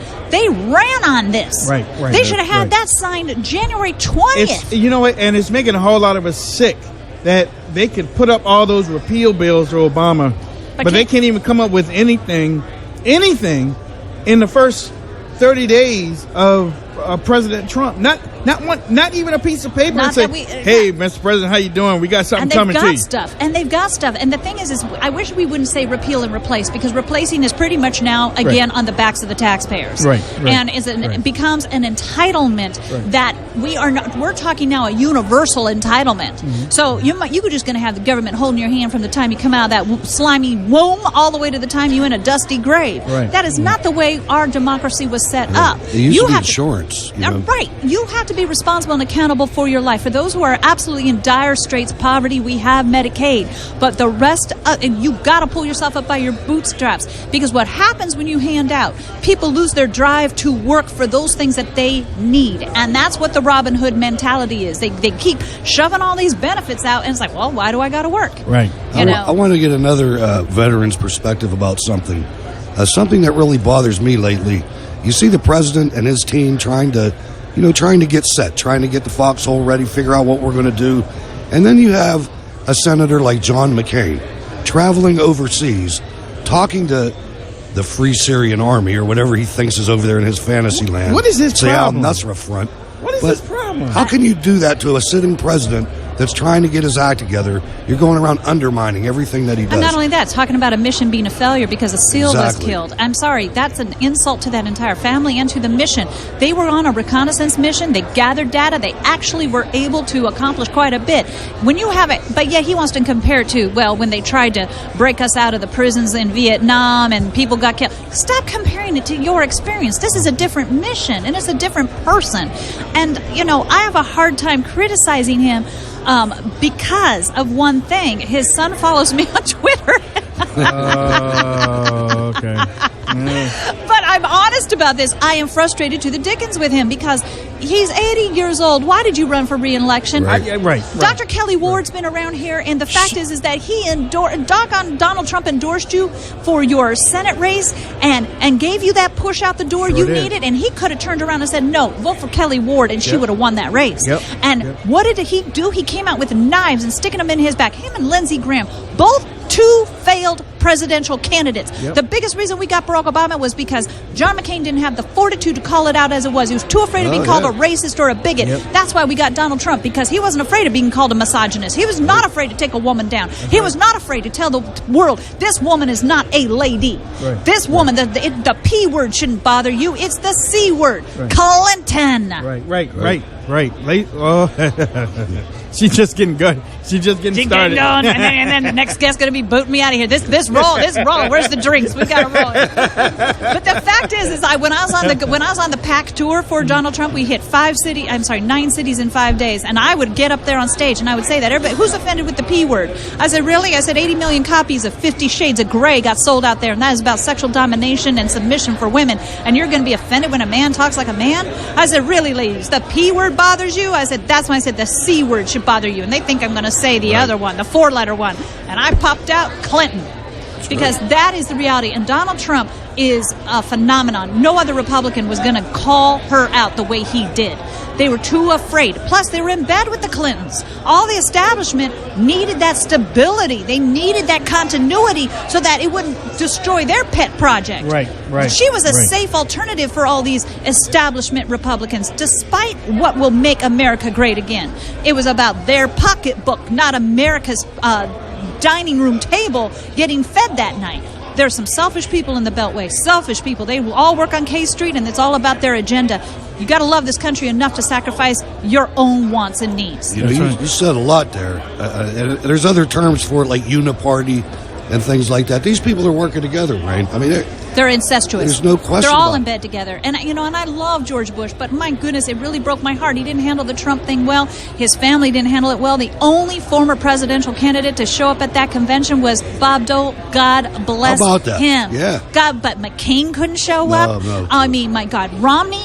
I was an alternate delegate for Romney. I went to the McCain convention, and my mother, 92 years old, bless her heart, she said they profited off of the Republican Party, and then they slapped them in the face. Yeah. They profited off of all of the people here who wrote those checks to help them run for office. We had hope in them. And then they turned around and gave all of us the big frickin' finger, and they're still doing it. And I'm like, do you realize we're the people that nominated you? They've been doing it for years. If you look back in history, we had Reagan, and then what? Bush. And what happened to the conservatism? It went away. We started the march to globalism, and that's where Trump ended it. I mean, it was all the way up until Donald J. Trump. Yeah, they want everybody to share their, their pack of gum. They want everybody to share their cup of coffee. That we're going to just pass one cup of coffee around and drink from it. That's the mindset of globalism, that you will not have an independent cup of coffee. And you got to think of it that way. What you decide with your life is within your hands and your control. But when you have the entire world uniting with a big kumbaya frickin' you now are not going to be an independent thinker, nor are you free, because the more freedom you give away, the less you will ever get back. You give the government one freedom, you will never see it back. Look at TSA. I mean, that was like date night for me going through there. Jeez, criminy. I mean, I think they put me through that scanner just to get a good silhouette shot. It'd be like, can you run through again? You see that right there? Yeah, run through again. We need you to run come through over again. here. Yeah. And then it appears on Facebook. Right, yeah. Yeah. And you look at these people, I mean, they're not the... They're not even armed. They're not even armed. A terrorist, when they did that, about 2 years ago, there was a fire at a live fire at a Los Angeles airport. And I said, that could be a dry run. All they got to do is go through there, shoot everybody, get to the closest gate, board the plane. They got ammo, and they get the marshal's dead, and they're backing the plane up. Yeah. They cannot. Who are they there protecting? They got a fancy badge and shirt on. Now, I'm sorry. I'm sure there's TSA workers listening, and I just want you to know, I recognize your hard work, and I recognize that you're just doing the job that you have been assigned to do. But who are we actually protecting? Where instead I'm getting felt up, you're getting felt up, but who's not? The terrorist isn't walking through there with his AK-47. Right. They know how to do differently. We have put massive resources that have cost us billions of dollars. So let's talk about ISIS for a second. They make $4 to $5 million a day. They run drugs. No, they run drugs in South America. They've got also the embezzlement they do. They take the money from countries that they have absorbed. $4 to $5 million. Guess how much 9/11 cost? Osama bin Laden? $500,000. Yeah. So if people don't start realizing that they don't get rid of ISIS, they're going to have a bigger 9/11 on their hands. And it doesn't have to be a plane to take down. They're creative people. They're creative. Ladies and gentlemen, we are talking to Jesse Jane Duff, retired gunnery sergeant. Gunnery sergeant. Right. You can call me Gunny or Gunnery Sergeant, but not Gunny Sergeant. right. Okay. Gotta get it right now. Yeah, Hutch is still feeling the pain from getting put in his place a couple years ago. What? Yeah. Did I put him in his place? No. I didn't put him in his place. This is when you were still with CVA, and we were talking, and I had just come from a VA appointment, and I had successful treatment, and I made the mistake of trying to stick up for the medical people, but I just slaughtered that it. was when you were on a one track. I was on a mission. You took him down. And I understood that. And I started spitting out all the data about the guys who have been waiting for colonoscopies. They have like no doctors on staff. Right. He wasn't good. He wasn't good for a couple months after that. There were men. Let me tell you, the blood work down in Texas, they would have to come back with two positive tests before they would get him in for a colonoscopy. By then, it was stage 4 cancer. Yeah. I mean, we could spit all this stuff out. However, I'm going to say about the VA, a lot of these people are pissed off that a former undersecretary got selected for the VA, and they're blaming a lot of things on him. I'm going to say, stop right there. He's on the inside. I am quite confident Donald Trump looked him in the eye and said, you know where the bodies are buried. You know the debacles you've had to fight. You know the resistance you have with the AEG or AIG union, whatever the name of their union is. SEIU is one of them. Yeah, you know. So I'm going to give you this spot to now take them out. Right. But if he didn't have that conversation with him, yes, we will have same old, same old. And they're are good hospitals. I will say, when I was with CVA, the biggest mistake I had, well, several. One, they did not promote the positive care within the VA. They had one-track mind because their agenda was to expose that and get veterans to vote with their mindset. That's fine, but I feel that was dishonest on my part because I wasn't being fair. I didn't realize it at the time. The other thing is, we took out Secretary Shinseki. What did that solve? Nothing. We took out a credible combat veteran. You were on with us after that happened. I think. And what improved? Yeah. Nothing. Having a secretary does not resign doesn't solve anything if your process and all of your bureaucratic mess doesn't change. The unions are running that show. They've got to revamp this, allow them to fire these executives. Yep. Many of those executives were getting bonuses based upon the wait times for appointment care. So they had those fake wait lists where it looked like they were only waiting 30 days when in reality they were waiting 60, 90, 120. And yet they can't fire these executives. Even Sharon Hellman is looking at getting some back pay. You know what they got her on? A misappropriated travel claim. They never got her. She's the Phoenix director who had the 40 veterans die under her care out there. You can't even fire these people when people die. I mean, it is bad. And that I cannot blame on a secretary. What I have to blame is we've had a Congress that has allowed this structure to get in place. We've allowed these unions. They were meant to help the hard-working man or woman in a factory, and now they're in government. Why are they in government? You sit on your rear end all day. You're not cutting off a finger with a machine, and you don't have child labor going on. Right. And you know how easy it would be to get rid of? The reason that federal employees are unionized is because John F. Kennedy signed an executive order in 1962. All Donald Trump would have to do is rescind that executive order. Now there would be a war.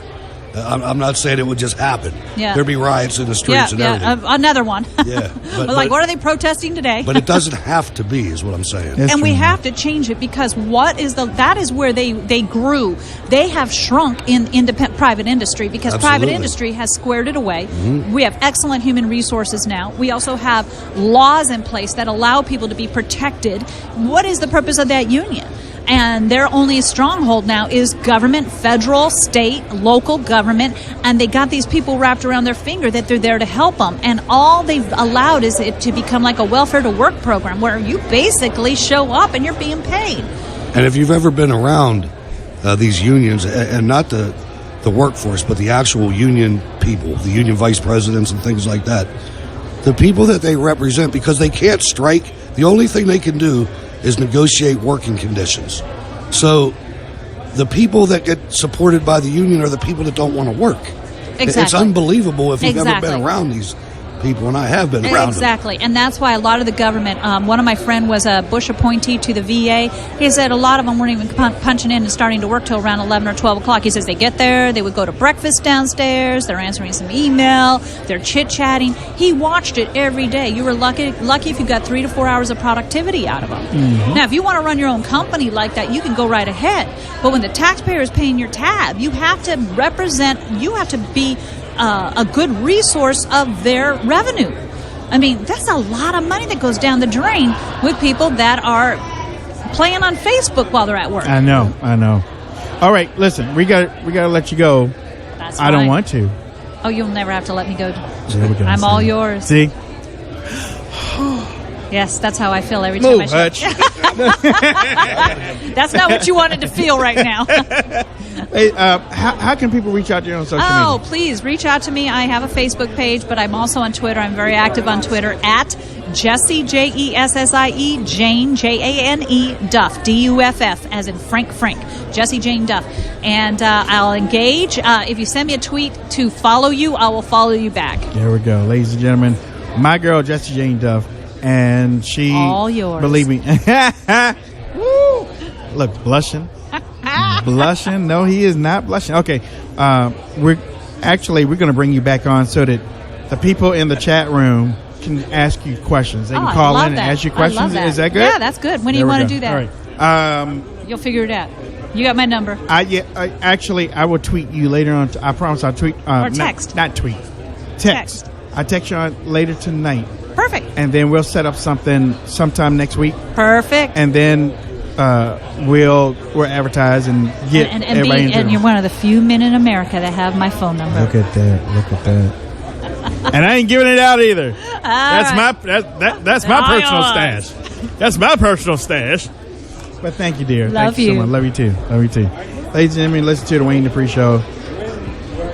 I don't even know where the RSBN girls have been all day, but they are doing their thing. We are on schedule, ladies and gentlemen.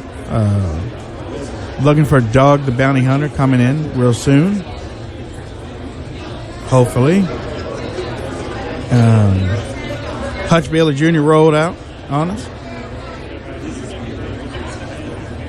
And but we are providing coverage all the way until 2 o'clock this afternoon. That's right, 2 o'clock this afternoon. So we want to thank everybody for tuning in. Make sure you share the video.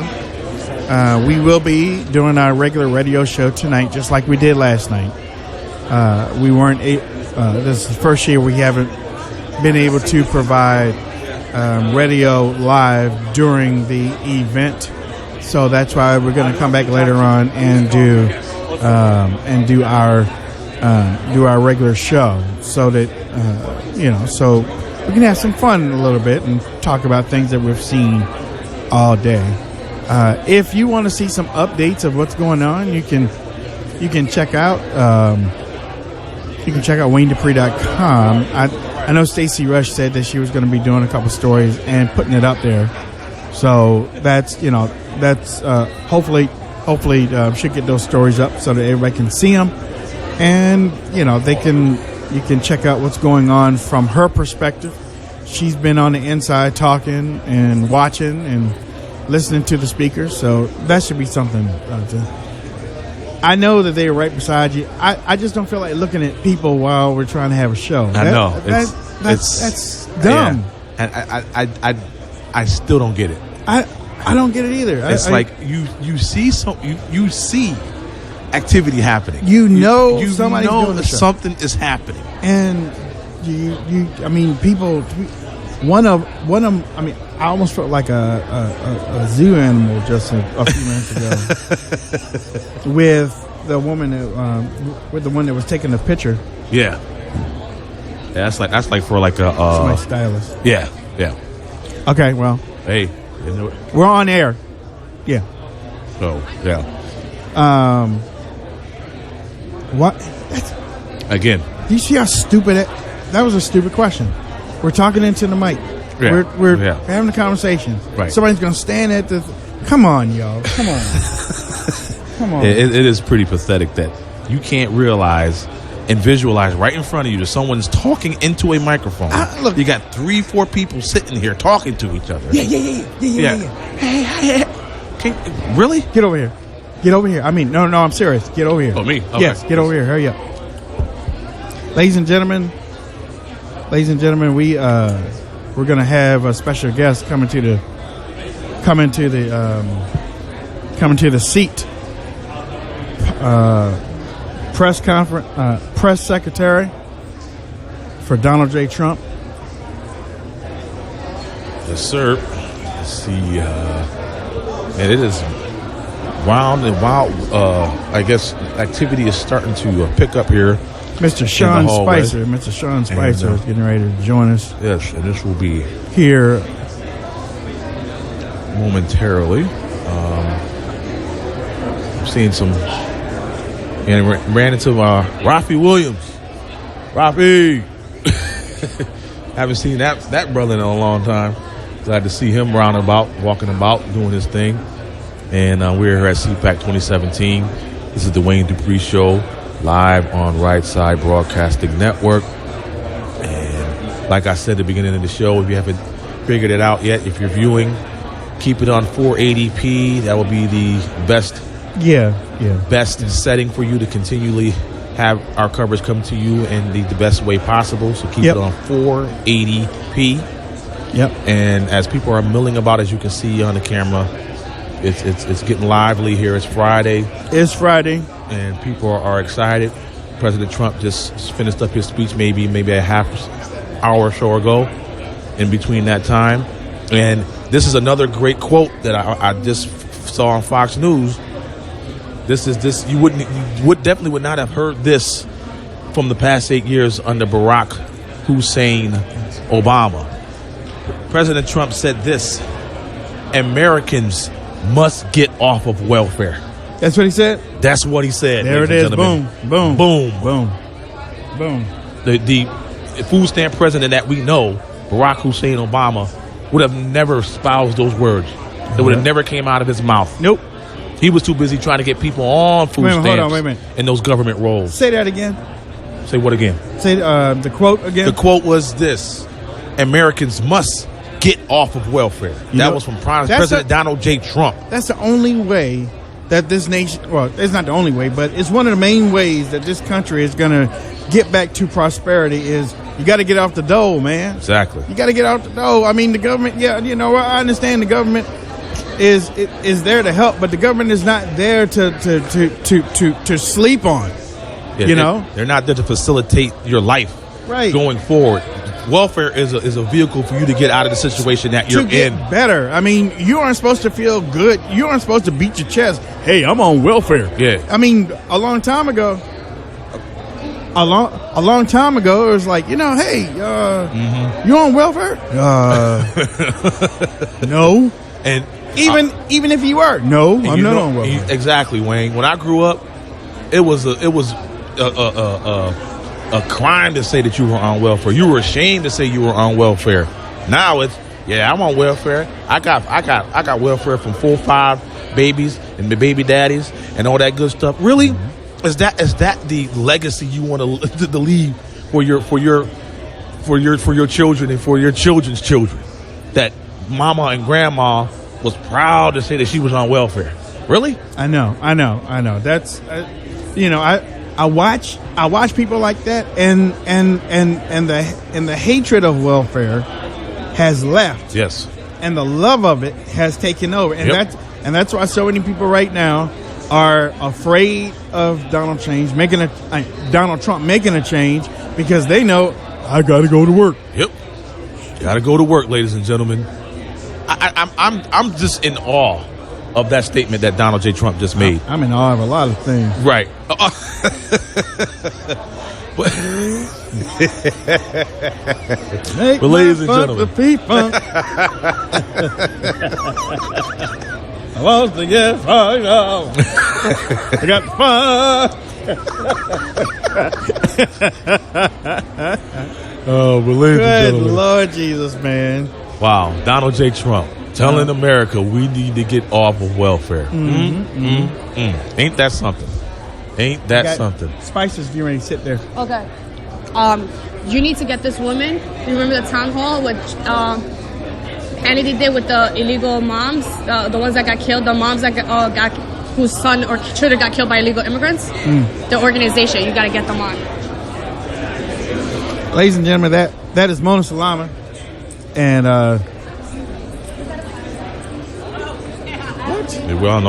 we are trying to find, I guess, things and getting things in order here. I guess because I'm not trying to be that guy, but you know how women are. They got to have everything in order, which is good because us men never have it in order like women do. That's the truth. That's not trying to be misogynist or anything. Women always got it in order. So just wanted to throw that out there. And I want to know who was that little kid that guy was interviewing. I don't know who that little kid was. He had to be who, Hutch? No. There was a kid over here. He was standing.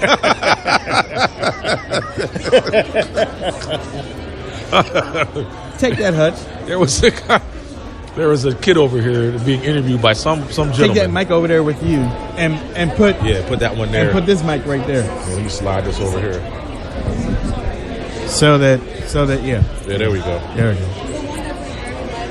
There, see how we move that around? You right there. Bada bing, bada boom. There we go.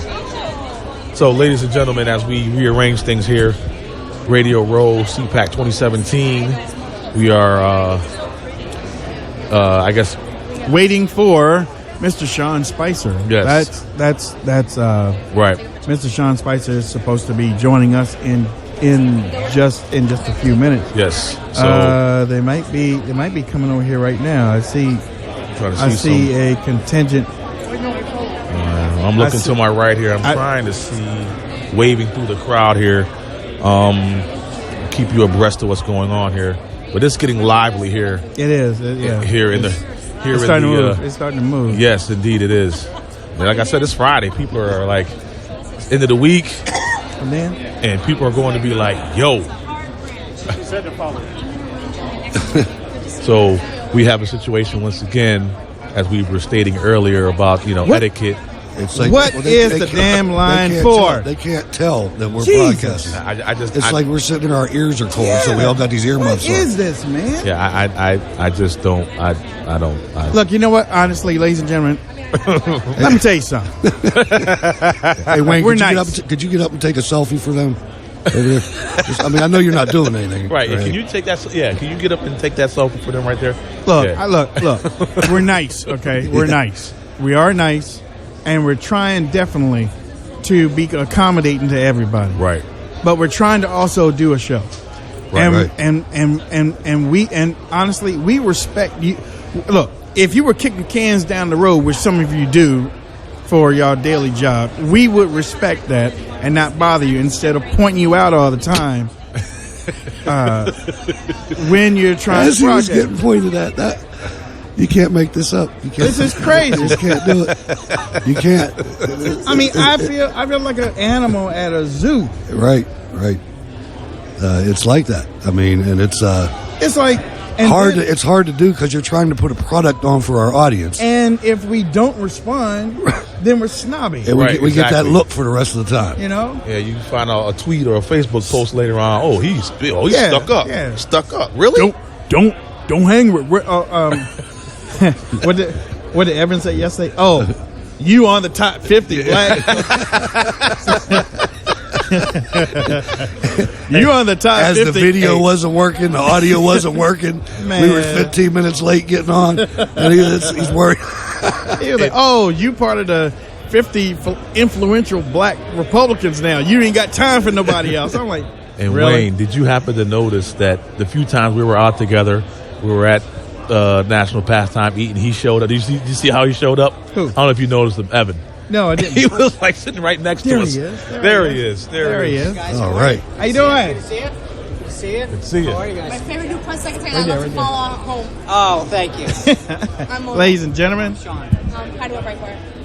ladies and gentlemen, we have our favorite man right here who is sticking it to the media, and you keep on doing it. You hear me? Yes. Don't change anything. Don't stop. Don't stop. That's right. Do not stop. You are, ladies and gentlemen, you're listening to the Wayne Dupree Show. My name is Wayne Dupree, along with Dan Adams and Mr. Hutch Bailey Jr. Right now, we have the press secretary who is standing up and taking names. Well, actually, I ain't gonna say it like that. I don't want to get him into trouble, but he's standing up to the media exactly like we, the American people, have wanted it for a long time. And when this happens, Sean, you have so many people behind you. I So appreciate it, Wayne. understand that. No matter what the stories that they are putting up and everything, well, he made this media person cry and all that. That's Well, exactly. if they're a reporter, I don't mind. So look. Here's the thing. Yeah. The media is continuously putting out this fake news. Well, yeah, just to be clear, Wayne, I don't think all in the media. I think some in. Some, And I think right. the president was very clear about that today, that there are some people, you guys are part of the media, you do an honest and great job Thank you. of having an unfiltered. So I don't want to paint everyone with a broad brush, because I think there are some reporters that really do a phenomenal job. There are some outlets that do a phenomenal job, but there are some that don't have the same commitment to maintaining a commitment to the facts, to the truth. This isn't about being tough. And so many times folks in the mainstream media say, you guys just don't want criticism. I don't mind criticism from the right, from the left. Right. Let's take it. But when it's fake and it's not real and it's not based in fact, that's not about being tough or not tough. Right. Sean, one of the things that I'd like to commend you for, but I'd like to see how it affects your interaction with the corporate media. You introduced 2 Skype seats. Yeah. 4 every time. 4. Yeah. How is that going over? Because we love it. We love it. Because it's done a couple things. I even have my name in there. Yeah, so well, all right, you're up. Okay, all right. But one of the things that's beautiful is two things. One is we get affiliates in there, stations that couldn't maybe either afford to or have the ability to get somebody out to Washington. So it gives their issues a voice in Washington. So an issue in Montana or South Carolina or Florida or whatever has an opportunity to get the White House to weigh in on it. I think that's important. The other issue is that for too long, and we try to do this every time, Hutch, is have somebody from talk radio part of it. Yep. Because your voice is often not heard in the White House briefing room. Who's talking about the issues that you're interacting with your listeners on a daily basis?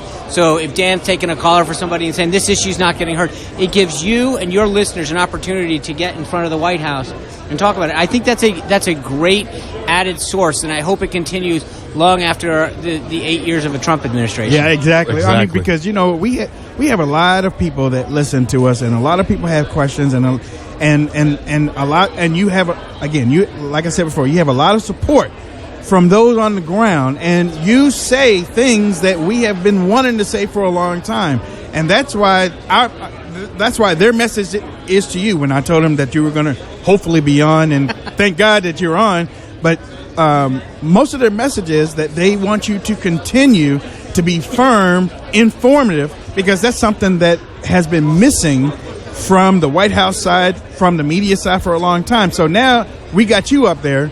You're being informative, and you aren't putting, you aren't allowing the media to take the narrative or to control the narrative anymore. Right. And I think it's important. Your listeners, so often, if it wasn't for your show and others like it, wouldn't have somebody talking about the issues that are affecting them and their families and their businesses. And so it gives them an opportunity to have another voice and know that the White House and the representatives in Washington are hearing it and listening to it. But more importantly, and here's something that gets overlooked to Hutch's question about this, is the rest of the reporters have to hear that. They have to hear issues that are of concern to people outside of maybe what they're listening to or they're seeing in their neighborhood somewhere. I think that's really important because so often, if you look at the demographics of Washington, D.C., they voted 95-5 against Donald Trump. Right? So if you just talk to people in D.C., you're getting a very, very skewed and biased understanding of the support that he has and the commitment to the agenda that he's laid forward that is outside the Beltway. Well, speaking of reporters, when you have your press briefings, and I don't want you to give any inside information that you don't want to give out. We got to let them go. Those reporters that we got to let them go. We got to let them go. Okay. The reporters that you may have, some disagreements with in regards to the coverage of President Trump. You having side conversations with them to say, hey, absolutely. And there's some that there's a difference, I think, sometimes personal versus business. There's some of these guys that I like on a very personal level. I've known for a long time. I just don't like sometimes how they carry about their job or the questions that they ask. But, yeah, absolutely. There's a lot of times where I'll have a conversation afterwards or in my office and say, hey, the way that you handled that wasn't the most professional in the way. And, obviously I want to answer your question or I get you the information, but I don't think you – so, and I think that we've got to do that. I don't mind tough questions. I don't mind people who want to be disagreeable. But I think that regardless of right or left, we can be respectful of the differences that we have in policy and partisanship. Exactly. Ladies and gentlemen, we will get you back for a longer time. I'd love to do it. Okay. I'd like to get you over to the White House. That's right. Hey, all right. You heard it, ladies and gentlemen. You heard it. Okay, so thank you, guys. Ladies and gentlemen, thank you. CPAC. Thank you so much. And thank you. I look forward to seeing you again. Ladies and gentlemen, Mr. Sean Spicer.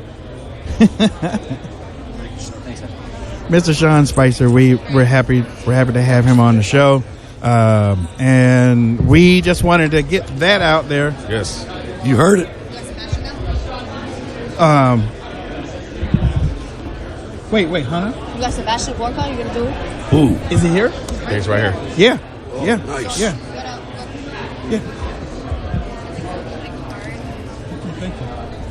I have 30,000 likes on it's Of the People. It's my Facebook page. Okay, thank you. Thank you. Okay. Think ISIS now. So we have. This is hopefully big. we can have this particular individual that we're trying to get over here come on with us. This guy's brilliant. Yes. Look, and she wants to be on. 30,000 likes. 30,000 likes on Facebook. Thanks for that. Yeah, I got. That's what we need. Yeah, I got 300,000. You don't see me going on. So that's wow. Oh boy, I hope he comes over. Yeah, I know. And I think that's Wow, 30,000 likes there, Wayne. 30. If he 30,000. 30. If he comes over here, Not 300, not McCain's 3 going million. to go under his desk. Or 300,000, 30,000. No, he says no. All right. All right. Hey, well. we tried. Tried to get Dr. Sebastian Gorka on the show, but I guess that didn't happen. That was a pretty exciting segment, the last segment. Though. Yes, I mean, yes. a lot was said during that segment. Yes, a lot. You know, And I don't like that. I like that last. We got to get you over to the White House. Did you hear him? Did you hear him, Did you ladies hear and him? gentlemen? Hey. And look, and I have to thank our connection in the White House. Now, I have to thank our connection because it's been a while since I've been able to find somebody again. And for the last couple of days, I've been talking to this young lady, and she was like, oh, that's right. We saw her yesterday. sorry yesterday. And she couldn't promise Sean. She could promise Gorka, which You got walked the away. opposite. You know, we got the better. But Jesus Lord, what was I saying? She wasn't even that pretty for you to be like stopping and losing your track of thoughts. I keep it real. I know You think Trump is like, he'll tell you straight out. I think I'm like, And you know what? For Trump. And I couldn't even come back to Mona on anything. There was not, I was stuck. I was stuck. Oh, that's awesome. Don't be sticking me like that, man. You stuck me. you can't lose your train of thought for that. No, I just lost. No. Jesus. You could call for that, but not to lose your train of thought. Wow. I forgot. I Oh, that was funny. you can't even go to commercial or nothing. I can now. I don't even know what I was saying. Oh, we were talking about She stuck me, though. your White House connection. Yes. We The will guy be with the cold. Wait, hold on. Wait a and minute. Stuck Hold in on. your head. Remember what you wanted to talk about. He's taking selfies, though. Oh, I will get him when we get him on the show. Okay, Sebastian. He's taller than I expected too. Damn. All these people that I never met, like, man, he's real tall. Jesus. Yeah. So yeah, your White House connection. As we get back to that. Yeah, her name. Well, I'm not really going to give her name out or anything, but she. But the bottom of her badge says White House. Yeah, and she works in the White House, and she said that she was going to be filtering us some surrogates on a regular basis. So Snapchat. I see a back on there. Yeah, I had to. Oh, okay. All It right. was more for you guys to show. Look at you. My pick for best picture. That's why I love Snapchat, the filters, the geo filters. Oh, wow. I didn't know they had that. Yeah. And then, look, we were talking about taking pictures with stars and stuff. Yeah. Hutch needed to get that star Oh, picture. I tell you what. I'm saying he was right here. I'm like, I can block him. Hutch is like I can block him. He threw the camera at me like, get it. Because I knew if I got up too, he had to go through. So I was like, this is the easiest way to do this. No, because you guys, I come to these conferences and you end up with like a whole Encyclopedia Britannica of all these pictures, and I end up with like somebody's driver or something. It's like, I would at least get one. But, I'm going to ask the chat room, did they see Sean Spicer? Chat room. Is anybody watching? Yeah. Well, let's see a few. Let me see. We probably got some overflow now that we're back like number 2 at least. What do you think here?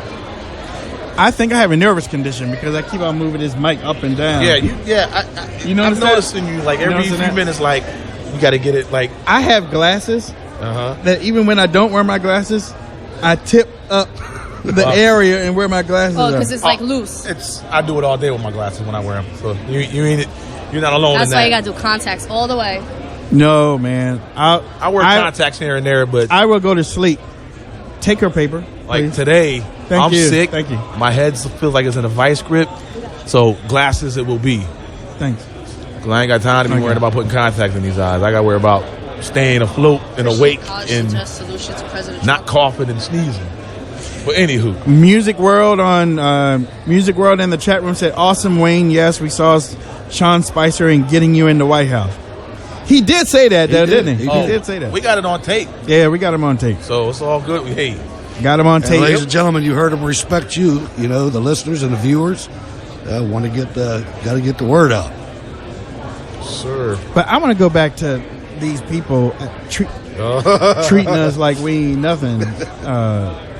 Reaching their hand over the coming around this blue wall, just slapping stuff on the table like we lab monkeys. And I'm wondering if that's happening to other folks. I don't think so. We're going to have to start bringing security. I think so. Or where's Terry? Terry, a big Terry, old we're gonna have to- sign right here that says "Recording in Progress." You know what? You know what? Terry is coming next year.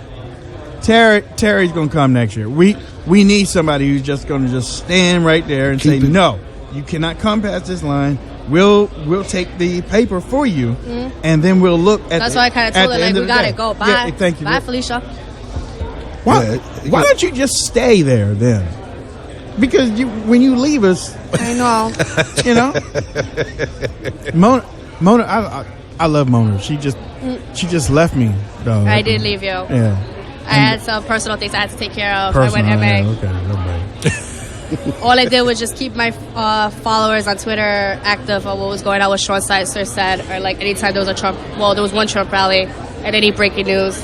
Somebody, this modern conservative mom wants to be interviewed. She has over 30,000 likes on Facebook. Yeah. Modern conservative mom, you want to interview my mom? Shoot, but she don't have Facebook, thank God. My mom has Facebook. She's 92 years old. Maybe we can interview her next year. I know, right? 92 years modern old. conservative mom.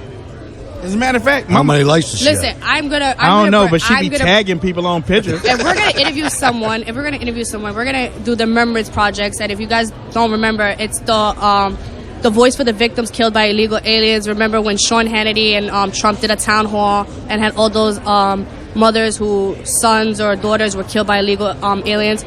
They have this project, and I'm gonna bring her on. Well, actually, tomorrow is probably the best because right now we're in the holding pattern for Dog the Bounty Hunter and Beth. And we also have a couple other ones a little bit later, but we're in the holding pattern for Dog the Bounty Hunter and Beth. But we do have spots open tomorrow. Okay, so I'll tell her for tomorrow. And you guys are free tonight, right? We're doing our show at 9 o'clock. Shine at 9. Okay, so after, come to the Breitbart party. I'll tell you where it is. Yeah, do that. I need to get out. Even though I got a cold, I need to get out. It's beautiful. It's like 70 degrees right now. Did you know somebody jumped off the roof at Bobby McKee's? I know there was a guy in George W.B. like he was armed and he was trying to jump off the bridge. No, this guy yesterday morning. executed it. Today? Yeah. Yesterday. Yesterday morning. Where? Yeah. Bobby McKee's Right next to Cadillac Ranch. Oh, wow. Yep. Jumped off the thing, man. It didn't end well for him. No, it Wait, did he's not. done? Yeah. Oh, okay. You know what his last two words were? Where's Mona? Oh, making people commit suicide. Oh my God. I was almost there. No, you wouldn't. Yeah, I would. Nah. No, I would. That's funny. Don't even make sense. She be leaving people, boy. No, I just went in my. You know when I'm like quiet, I'm quiet that like something's wrong. You know what? You're right. Because and the only reason why I didn't bother you because I figured something was wrong. Because I was there. I mean, if I get up in that, then I'll be wrong. I'll be wrong. So, ladies and gentlemen, So I want to talk about this. what do you want to talk about? Because Okay, so Trump spoke for about an hour. no, he spoke for 30 minutes. No, he spoke for an hour. He started exactly 10:20. 10:20. 10 o'clock. 10:20. Everybody start rolling out of there at 10:30. No, they rolled out 11:15. Okay. So- hey, you win. No, I didn't go inside. I couldn't. I still in my Breitbart booth. But You got a booth? yeah, we have a booth. There's one right there. Oh, booth. Yeah. So I watched it online, and you could hear it. And so he went off the teleprompter and attacked the fake media. He has every right to. Yeah. But if you really look at the reporters that are covering Trump from CNN, MSNBC, The Guardian, NBC, whatever, New York Times, they're making fun of Trump, his first appearance in 2011 when he didn't have prepared remarks.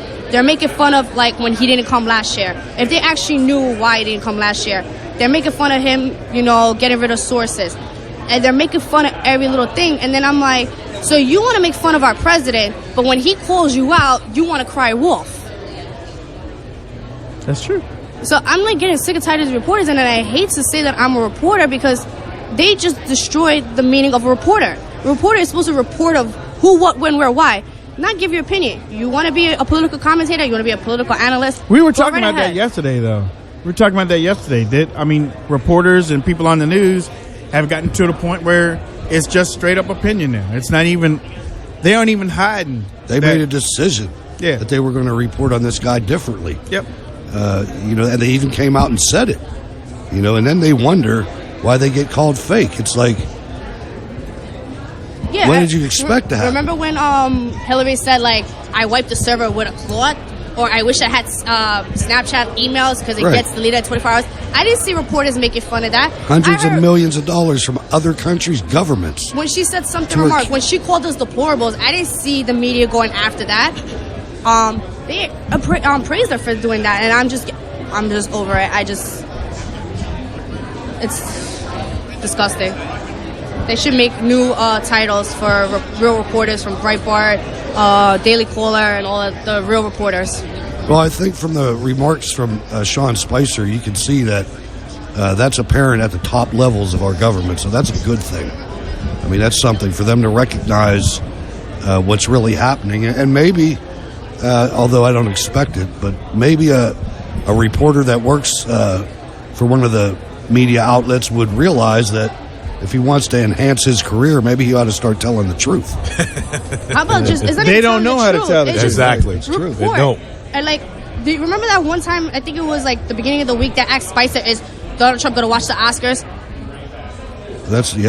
Right. That's really a question? And you look at somebody made a montage of all the hardball questions that Obama got. One of those, what is your favorite whatever questions? Right, exactly. It's just, and they wonder why they get called fake. Yeah. Because you are. Yeah. Yep. Come out and talk about the Hillary Clinton Foundation. Talk about what they did to Haiti and Colombia. It's absolutely mind-boggling that they're stunned. But it is refreshing to see somebody doing it. Yes. To see somebody calling them out, Yeah. And once again, I have to. This might be my theme throughout the day, Wayne. What's that? President Donald J. Trump said here at CPAC 2017, America needs to get off of welfare. I'm going to continue to say that throughout the day, ladies and gentlemen. A very important point. Barack Hussein Obama, the food stamp president himself, would never say something like that. Never. But you got President Donald J. Trump telling America we need to get off of welfare. It's going to be said all day, ladies and gentlemen. I may break in while you're talking, and I might say it. But that's a good maybe. He quit talking. We got to find a way to get Sheriff Clark. He won't show up. He's around. He's with Scotty right now about his new book. He won't show up. Damn. I love the guy. I'm looking at some of the stuff that's happening in the chat room. Ralph keeps saying I'm cute, man. Hey. Ralphie. Hey. Ralphie. Ralph, yeah. Ralph keeps saying I'm cute. OFIR for Trump says, who is Mona? Mona, who are you? Hi, I'm a contributor reporter with Breitbart News. I also contribute with Right Side Broadcast. Back up. What's up? Back up. What's up? Mona Salama is a contributor with the Wayne Dupree Show. I was just about to say that before you said back up. You start off with that first. Sorry. Okay, starting all over. I am a contributor analyst with Wayne Dupree on Right Side Broadcast. All right, your mic is cut now. No, I'm kidding. No, Mona's been part of the family for a long time. And, some of the people in the chat room were like, Wayne, you're going to lose that battle with Mona. I might lose a couple. But I ain't no easy win either. I'm going down. I ain't going down like that. I mean, but, Mona has been with us for a while. So. But I'm called Stumpy. Somebody called me Stumpy. In the chat room? Yeah. Don't do that. Don't do that. You don't want to do that to Mona. Who is this Mona? Stumpy, that is Wayne and Hutch. I do have blocking privileges on you. Well, Stumpy, I don't know. But what is up with Stumpy? Maria Runkles. Maria. Why is Frank saying I Mona's just met a girl named Maria. Say what? What'd she say? Some Frank from Florida wrote Mona's ex. Mona's ex? Yeah, I'm like, who? Stumpy? I don't know who's that. I'm just looking at the. What do they know? I'm looking at the live chat. Okay, yeah, I see it. Mona rocks. Red Badger says Mona rocks. Thank you. Maria says you are cute, Wayne. Well, thank you, Maria. Thank you so much. Better than Ralph. Is Mona married? No, I'm not married. There you go. That's me and Hutch are non-existent up in this piece. That's cool. I like it that way. Yeah, me too. I like being under the radar. I love it. Stumpy said, Stumpy's in the chat room. Stomp. Stumpster. Stumpy just asked the question. Stump. Stumpy's the one that said, is Mona married? Yeah. Oh, okay. Stumparina. I'm on my iPhone, so it's probably a little different. The live chat's different. Yeah. We have a situation here where, let's see, I'm glancing over Wayne's shoulder here, looking at the chat. And thanks for everyone for tuning in. Thanks for everyone. In Parliament.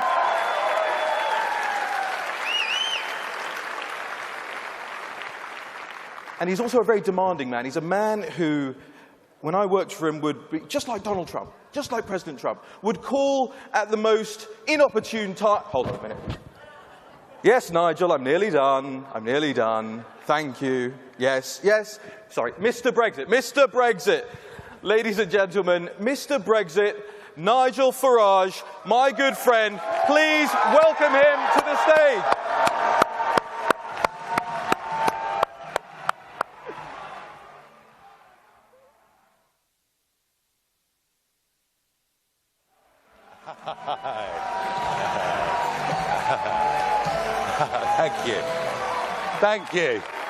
Thank you very much.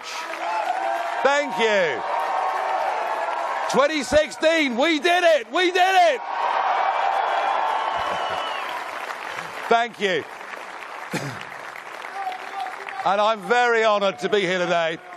I'm delighted and thrilled that CPAC invited me. Me, a foreigner, in your country. But you know, it's a funny thing. Since November the 8th, since the election of Donald J. Trump, every time I come to America, I'm feeling a little bit more American, I have to tell you. But when you kill a law officer and it's caught on tape or DNA, I'm sorry, you can't do like the whole what they did in New York one time when the guy, like, they sodomized him and they put a broomstick up him. Can't do things like that.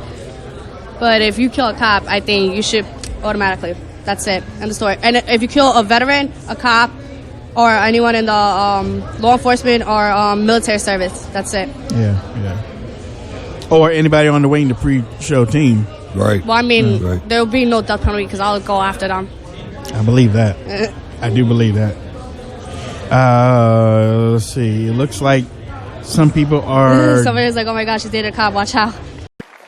But you know what? None of it mattered. I always believed that we should govern our own country.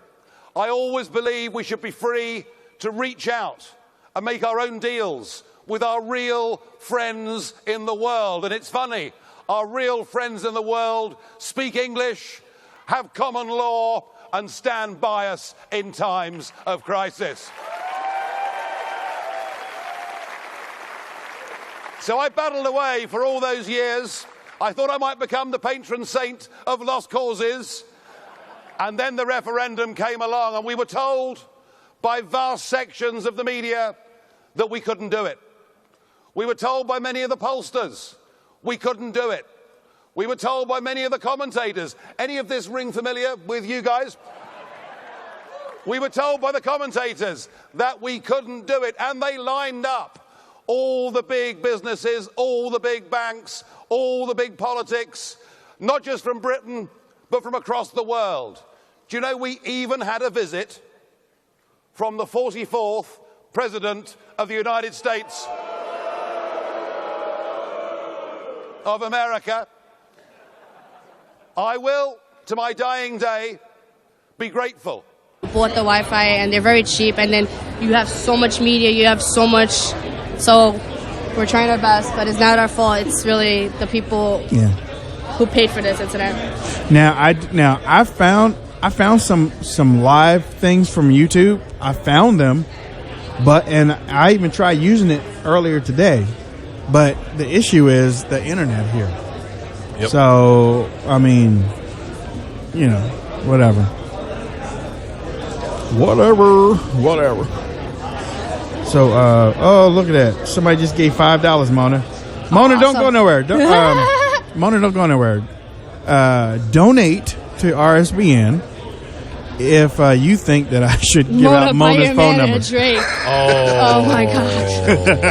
That should be more. That should be like, what'd you call it? $500 donation will get Mona's phone number. Now, you probably won't go on a date with her because she got a boyfriend, but you'll get her phone number. $500 to RSBN, and you can have a great conversation with Mona Salama. She is politically minded. She writes for Breitbart. Now, she might sound like Dan Adams when she answers the phone. Right. Yeah, it might not be. Hey, this is the soulful conservative. This is Mona. Hey. Why you gotta sound like me? Somebody goes, Mona, buy your man a drink. I take care of him one way or the other. You didn't even have to say that, all that, Mona. I'm just saying, I don't have to buy him a drink. That's his co-worker stuff. Ladies and gentlemen. But I did annoy his life during the campaign trail, staying over and like watching all the Trump rallies.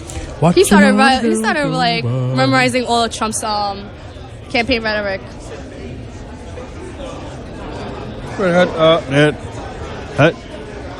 Well, Hutch is gone. So everyone watching, listening, when this particular gentleman gets up and leaves, it's one of two things: bathroom or smoke break. Smoke break.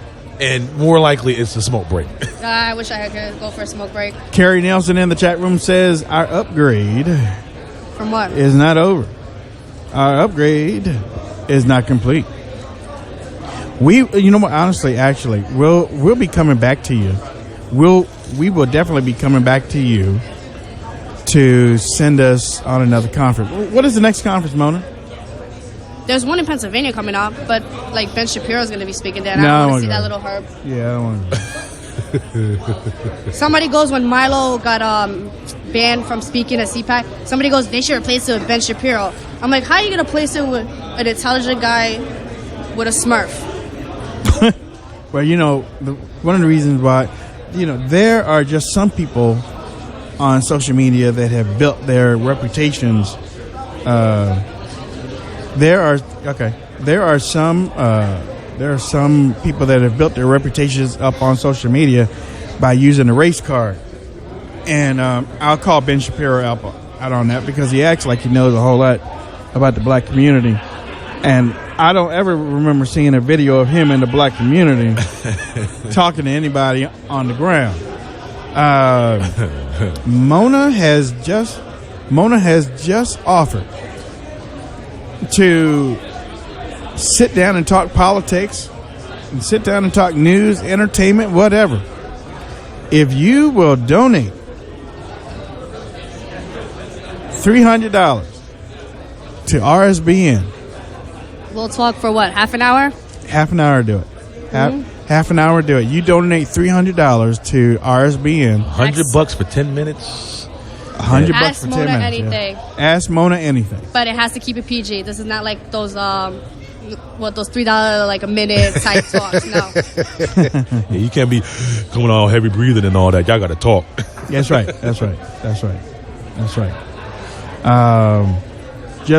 Just make sure that everybody realizes what I just said. You want to sit down and talk with Mona? You can donate $300. Half an hour. Okay? Mm-hmm. Donate $300 to RSBN for their and I guess they have this super chat thing that you can do that. So, which is actually very ingenious. Music World says, Wayne, reintroduction, the gentleman sitting next to you. Wayne, stop selling Mona. Hey, he's only selling my time of half an hour just to talk politics. And if you want any inside scoops and keep you informed, if you want any advice, if you want advice that like back in the days that Steve Bannon gave me from Andrew Breitbart, because I never met Andrew, on how to be a citizen journalist. More than welcome to help you guys out. And so that the room doesn't think that I'm pimping you out. You agreed to this. So. Okay, so Mona Salama agreed to do this for RSBN. So though, I mean, believe me, she too bad I don't want to cop on my chair. Well, it's a work related thing. Yeah, that's right.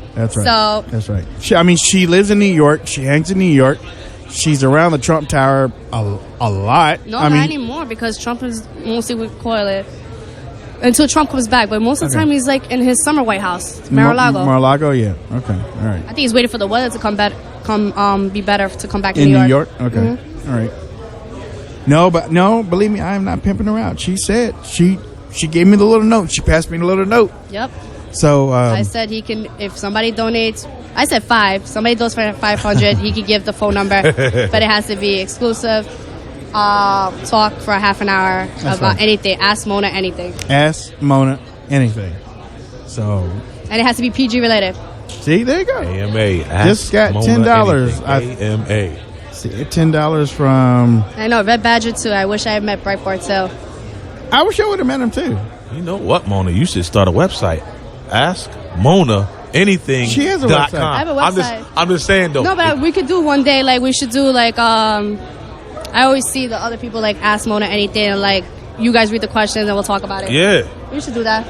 That's a catchy little phrase there. Ask Mona anything. Well, I have Mona flows right off the tongue. Hey, check this Ask out. Mona anything. I had man, you come over here smelling like the Marlboro Man.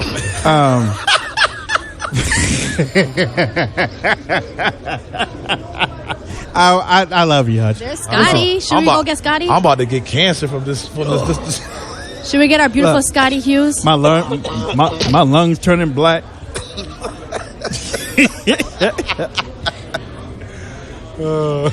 You know, smoker lungs are more healthier than a person who doesn't smoke. Really? Didn't know that. Should we get our beautiful Scotty up here? Don't tell my son that. She's right behind me, everybody. I don't think you can see her. Do not tell my son that. Let me get her for a second. Tell her, come over here. Who doesn't smoke? Sit with us for a little bit. Smoke weed, but he's infatuated with weed. Who's that? My son. He likes talking about weed. My daughter said something about weed. I was about some song or something with weed in it. Yeah, where'd you get that from? He's like, no one's ever died of an overdose of smoking weed. Why did you just make weed legal everywhere? And I'm like, where in the hell did you get that from? I'm like, dude, first of all, you don't even smoke at all. So why are you so concerned about legalizing marijuana? Yeah. Come on, man. Ladies and gentlemen, you're watching It's supposed to be a state issue. The Wayne Dupree Show, live here at CPAC. We're broadcasting. We're not broadcasting on Spreaker. We're going to come back tonight. So make sure that you set your timers. We'll be back tonight on Spreaker. We're going to do our regular show from CPAC. We won't have any. Well, we'll see if we can bring some guests, maybe, possibly. But we're going to have the gang back tonight at 9 o'clock to do that. But I think this is the first year that we haven't done radio during CPAC. But you can go on RSBN and just turn the picture down, and it could be like radio. Yeah. You won't see. I know the audio's crystal clear. I know that. President Trump. Where you at for the Latinos for Trump protests? I swear I heard you. Red Badger, I'm not Latino. My father's Egyptian descent. My mom is American. I didn't know there was a protest. And if we talk about the Super Bowl, I'm a Patriots fan, the one in New York, and it was only like 30 people. And I thought there was going to be anti-Trump people there, so I didn't want to get myself involved with that. And it was a botch of wannabe Trump supporters to scream on the mic that they care about Trump all of a sudden because they just want to join the bandwagon. Hello, beautiful. Ladies and gentlemen, sitting down with us right now is Scotty, and she's my mentor. If it wasn't for her 4 years ago, remember you told me this. I did tell you this. She was like, you have something. Get your butt into media right now. Now that sounds like that sounds like get your butt. Yeah. I would say actually booty. Yeah. Oh, excuse me. 4 years ago. You're a little bougie, ain't you? Bougie. You know what? After are this bad at past, bougie. well, but after this past year, though, I'm kind of having to be a little bit more. I mean, I say kitty cat, and I'm afraid of things that say are crocheted. This year is, we've taken and just gone completely vulgar in so many areas. Nasty is now a good thing to Democrats to be called nasty. When did nasty become good? It's a total twisting. It's like, not to go Bible on you, but, they say in the end times the good will be called bad and the bad will be called good. A lot of these things kind of remind me of that. During the inauguration, when you were walking with your little boy during the Women's March, is he traumatized from that? We got back to my hotel room, and I can say this because I say things like this on WAR. I wouldn't say it on a radio station. On traditional radio, because they probably get me kicked off. My husband looked at me and says, I would not blame our son after that. If that just made him a lesbian, that it's your fault. Or made him gay because of that. Because he would never talk to another woman after that. And what was really difficult was the next day when he went to school and he's surrounded by all these little girl mates. And I know in all of the girlfriends that are in his class, I know in his head is the hats that he saw. And I'm not talking about the cute crocheted things. It was the real vulgar, artistic pieces of art on their head. And I had to explain what that was. He would have never had any clue whatsoever. So I know, and I was very afraid that next day when he went back to school, he was going to say something. But I know that popped into his mind. I mean, the whole thing, you look at the whole fringe on the left, it is so vulgar, like you said. I mean, it's not things that are have ever really been brought up before. Now it's like in the mainstream. When like what Chris Cuomo said the other day, the tweet that he tweeted out, we talked about it. Can you believe he tweeted that? Are they trying to do the shock value? And then try to defend it on top of that. Well, I don't get what's going on in my former home in a lot of areas. I think what it comes down to is about a basic lack of respect and understanding and appreciation for conservatives and the Republican Party. I think that's what it comes down to. They don't value, because obviously that's where great numbers. We're very loyal. We buy the most books. We watch the most news. If you really understood that and valued them, you would not say things like that. That goes against us. But back to that thing about this is the most, and we're about to have the women boycott day, or you don't have to go to work day. Again, yay. We all know that's not going to happen. It's very selfish, but this is not what Susan B. Anthony, this is not what our women fought for when they were the suffragette movement was trying to get. This is the exact opposite. This is trying to not be equal. This is trying to say, I'm better than you in so many ways, and you should be ashamed, men, for being a man. Yeah, but how can they say I'm better than you and they don't have nothing to prove it? They have nothing to bring to the table. And it's all about reproductive rights. When I say, well, okay, tell me about it, and they're like, we're for women's rights. Okay. Well, I need to be able to have birth control. Okay. I need to be able to have abortions. Okay. What else? And usually it ends right there. They cannot go any specific, or they'll say equal pay for women. Well, what does that exactly mean? Because technically, legally, we do have equal pay for women right now. Myth. And forget that's the that issue. we take days off. We take days off. Take more days. I know, right? There's days I'll take a day or two off for personal reasons, and then if you become a mother, you take 3 months. It's that side of it. But this is the world that we live in today. So how do we go moving forward? We've always talked about the past. Let's talk about what this next year is going to be. I'm actually very surprised, and this is my surprise coming out of CPAC 2017. Where are the protesters? The first year that I did CPAC was the epic year. Andrew Breitbart, I remember him giddy like Christmas. There's protesters as he went running with camera crews behind him to go confront the protesters. I remember that. We don't have them outside for the first time, and we did not have them I think the cops got them rid of, but I saw a picture that there was some outside. 3, 4. I mean, you want to talk about having a march of Washington. This should have been it. Even inside when President Trump was talking, I think there was one, maybe I just had that because someone texted to me. What, the Russia flag? I don't know what it was. But nothing that actually stole the narrative, which is what they're trying to do. I am wondering if they finally have figured it out that their protests, their meaningless protests, are actually backfire and hurting their motion. Are they now going to focus on going in and disrupting town halls? Well, guess what? That's going to grow very weary and very old very quickly as well. It is, because a lot of these congressmen are saying, I don't want to deal with this. I don't want to put my staff in jeopardy, because there's a book out there that tells them what to do, how to do it. So now I agree with the not putting them in jeopardy, and I'm sorry, I apologize. No, that's quite all right. But here's my thing. this is the one thing, whether you're a Republican or Democrat, if you're a congressman, you hold them. Yeah, right, Let them right, yell at you. right. Let them throw tomatoes at you. I want you. And then you know what? If it's the reason why we go on opposition media all the time. If you are actually solid in your convictions and you believe it, you actually know you're doing the right thing for your constituents, then you have no problem with their yells. And I'll tell you something, too. To the rhinos, to the ones that are on the fence, they don't even like the smell of the air around liberty and Trump and the movement. I'm going to tell you something.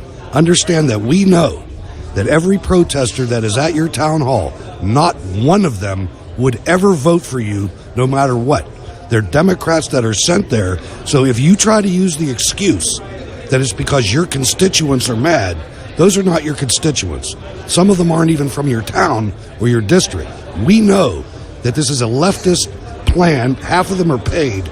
So don't try to back down from positions because of those protesters. Absolutely, and that's what we've got. And this is the divide. This is what this next year is going to be real interesting for, because we always knew. And President Trump, the best line of that speech today was, I tweeted out that line. That was good. No, my favorite line was, "I'm just keeping my promises." Right. Yeah. That's it right there. And I literally sent it to our friend Omarosa. I said, that needs to be the narrative of every supporter of Trump on the media today. I'm just keeping my promises. And people are shocked because for once we see a person the day after the election not working for the next election day, but more importantly working to fulfill the promises he gave on the campaign trail. And people act like it's like nothing they've ever seen before, and they haven't. And and they haven't. I mean, you have a lot of people that are angry because he is, number one, he's not in the politician's box. Number two, he's doing what he said. Number three, I mean, it's like these people don't know how to be treated well. They just feel like they need to be like they don't have somebody to control. Money needs to be left on the table when the door closes. You know, I mean, that's the way these people are acting. And it's like, look, y'all need to wake up. This is the way things are going to be happening for the next 16 years. So, I mean, 16. 16. You know what I'm talking about. Okay. See, I'm different from you. I actually think, and I'm not, I think we're going to see an interesting, possibly Polk effect here. I don't know if Mr. President Trump is going to want a second term. I think he's going to go in there, he's going to accomplish his promises, and then he's going to turn around and hand it over. I would love for him to have 8 years. There's no doubt. I think he is, because I think his slogan for 2020 was "Keep making America great again" or something. I just don't know. I think he's one of those because he's always been under budget, over delivered, and he's always done it in half the time. And I'm just wondering, because you know what, I'm going to set the standard. Yes, I could have 8 years, but I got the job of making this country great again in 4, and I challenge every president from here on out to do the exact same thing. He is 70 too. I mean, that's something that's something to keep in mind. He's got grandchildren, and I hope he stays for 8 though. Okay. Well, it can still be 16. Just have him do the first 4. Resign after the next 2. Let Pence go in for the final 2 and then get elected.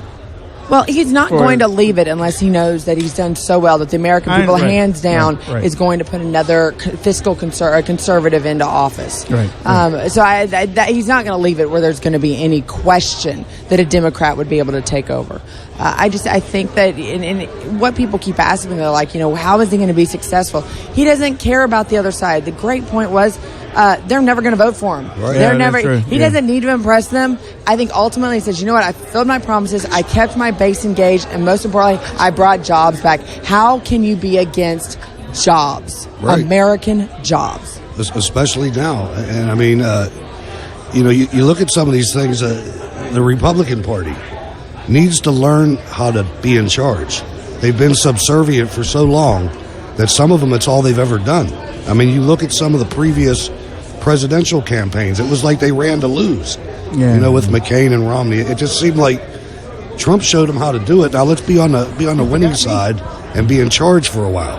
Well, it's all about relations, and that's the one thing that everybody keeps asking. How, from the very beginning, how did you know? This was nothing done. I'm sorry. GOP, RNC, establishment, strategist. We did not win in November because of you. Right. We won because truly the people. And they use the vehicle of talk radio and online media to be able to unite. That's where the messaging came from. It had nothing to do with the millions of dollars that were spent here within Washington, D.C. that won that election.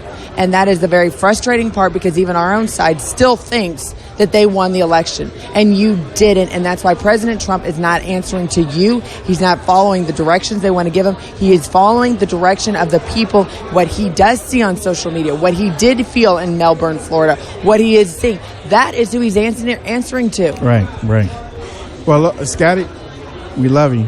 I love you. We got to do this more. I really. What are we going to do now? I don't get to see you at debates or the conventions. What are we going to do in 2017? We got to find another reason to get together.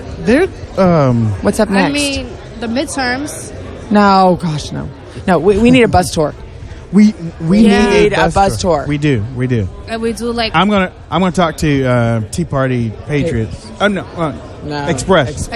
And talk to Tea Party Express. We need an AFP. I don't know about that. Are you going there? No. Well, I don't get the invitation. Are you going to go to the Colorado thingy that they have in July? I never get anything. I never get an invitation. I don't know. I'm not cool like you guys. But we need to keep We this don't up. get anything. Not unless somebody drops it off at the table. But I just know they have the Western Conference Conservative Summit. Yes. I was thinking about doing that. Well, like I said, they need to start. This is the front line of defense right now for this administration. It's talk radio and the online media. Yeah. It's the only one he can trust. Sean Spicer was over here. Did Sean say hi? Yeah, sat down here. It's like we Wow. got to get you in the White House. Didn't he say that? He said that. Sat right there. And I just hope that Good for him. That's the best thing ever. I want to ask a sensitive question before you leave. Do you think what you spoke about who won and who still thinks they won? Do you think CPAC gets it? Can they adapt? You know, I was here last year with Wayne on it, and it's such a different. People were still whispering, and Trump said in there, and thank God he said it. He said, "I didn't come last year because I thought it was going to be too controversial." Now you've seen the spin that's come out of the RNC and even out of ACU, who I like the schlaps. I like them. Oh, he had to go to Kansas. That was the spin of it. Trump came out and said, "No, it wasn't. It was too controversial." I remember being here and watching people. That's what I told them. The people on stage go for hours bashing him. I remember walking up to Matt Schlapp and said, "You've got to stop that. Yeah. That is not right." There was a threat of them turning their backs on him. And walking out and all of it. And I said he's not going to come. And I literally have the text going back and forth with Corey. You caught me when I was coming down, and I think you told me that he's not going to come. Yep. He's not going to come. I remember. I just landed from after the debate in Detroit with the Fox, and I was waiting in line for Secret Service, and you were so mad, and you were like, "He's not coming. These wannabe Republicans are bashing him." Yep. From the stage. I remember and I said, we got to stop it. So, and I wish I could say their names out loud, but I don't know. Well, I have no problem with J. Paul Ghetto. Yeah. I just think that, so I don't know. Hopefully this year it's a different CPAC. 2018 will be when we kind of see if they really do understand where the power is coming from. But of course, they don't need the people. They need the dollar. There we go. How can people reach you on social media, Scotty? The cute picture that we tweeted out, they just follow it now. That was Scotty a cute picture. Hughes. It was very cute. At Scotty girl, and Scotty. Hughes. Anytime you guys need me. I'll take Scotty out anytime. Yay. I ain't playing. Your girl here did last night, hence my voice is like this right now. See, this is what happens when you party with me. Hey, you know who I'm taking out tonight? You know who I get to take out tonight? Who's that? Corey Lewandowski.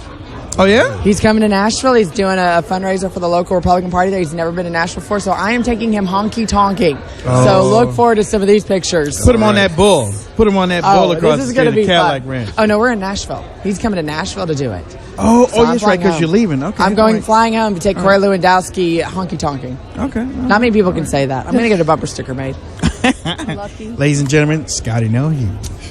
Thank you very much, Scotty. Peace. Love you, darling. Love you. Okay. Mwah. We're gonna bring Dan Adams back.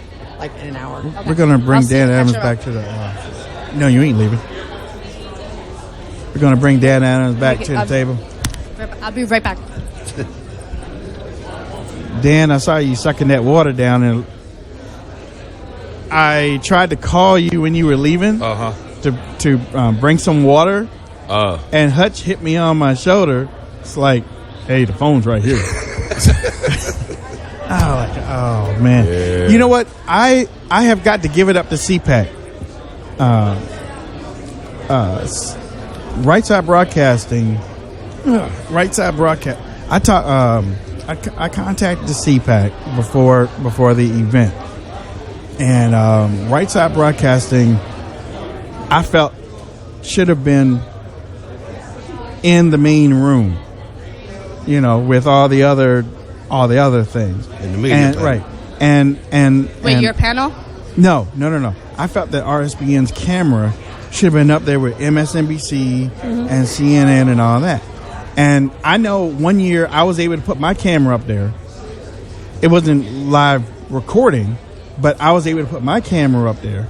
So I figured, I told Joe over at RSBN, let me talk to the people at CPAC, so maybe we can get your stuff up there too. Right. And I got to give it up to CPAC. CPAC, thank you. Yeah. I got to say thank you for doing this. Yeah. Because they didn't have to. Right. Usually you have your because there are some people that get denied credentials. Mm-hmm. And we'll talk about that later tonight on the show. Because some people think that they're bigger than what they are, and they weren't banned, but they got denied credentials. And now they're making a stew about it and trying to cause problems. But that's, we'll talk about that later on tonight. And getting back to what CPAC did, CPAC, my contact was like, what do you need? And I was like, we want RSBN to have their time up on that stage, and they're going to be producing for the whole thing. Right. And he was like, okay, hey, let me know what you want to do, and we'll set it up. Good deal. So, so did they end up there? Or? They're right up there on the end. Excellent. And they have been broadcasting the event. Right. Did Scotty leave her phone? Yeah, she did. She came back for it. She's right behind you.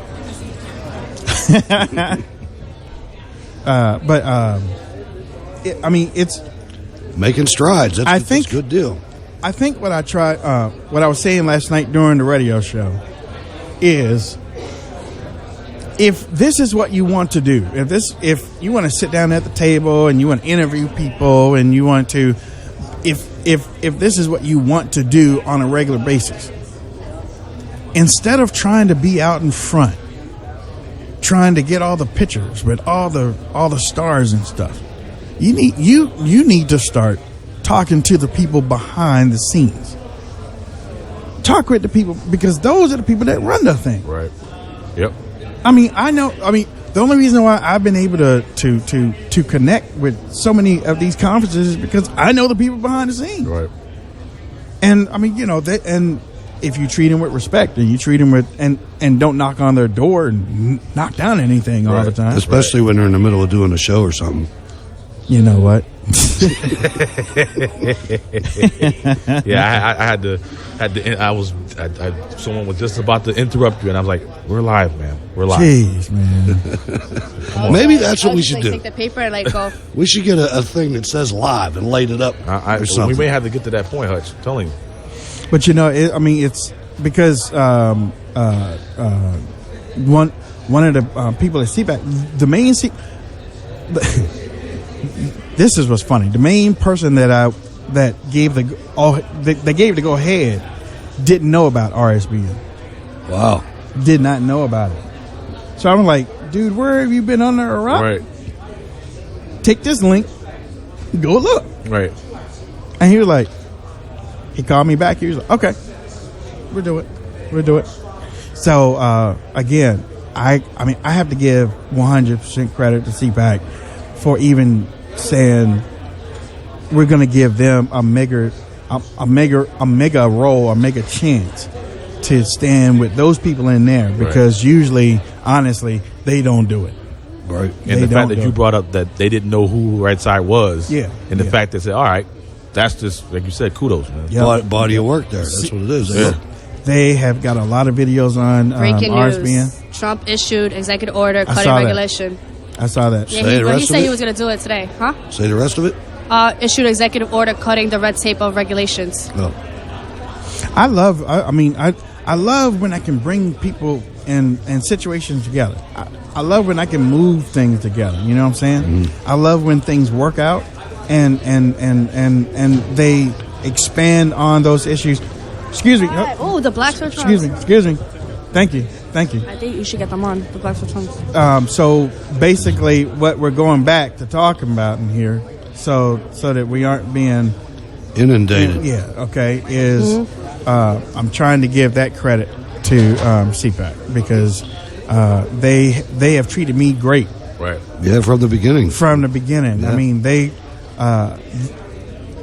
when I was here 4 years ago, they were like, they allowed me to get a media credential. They'd never heard of me before, but they allowed me to get media credentials. When was the first year you got the media credentials? 2014, when we were friends with... 2013. Okay, and then you met those losers. Yeah, yeah. 2013 is my first CPAC.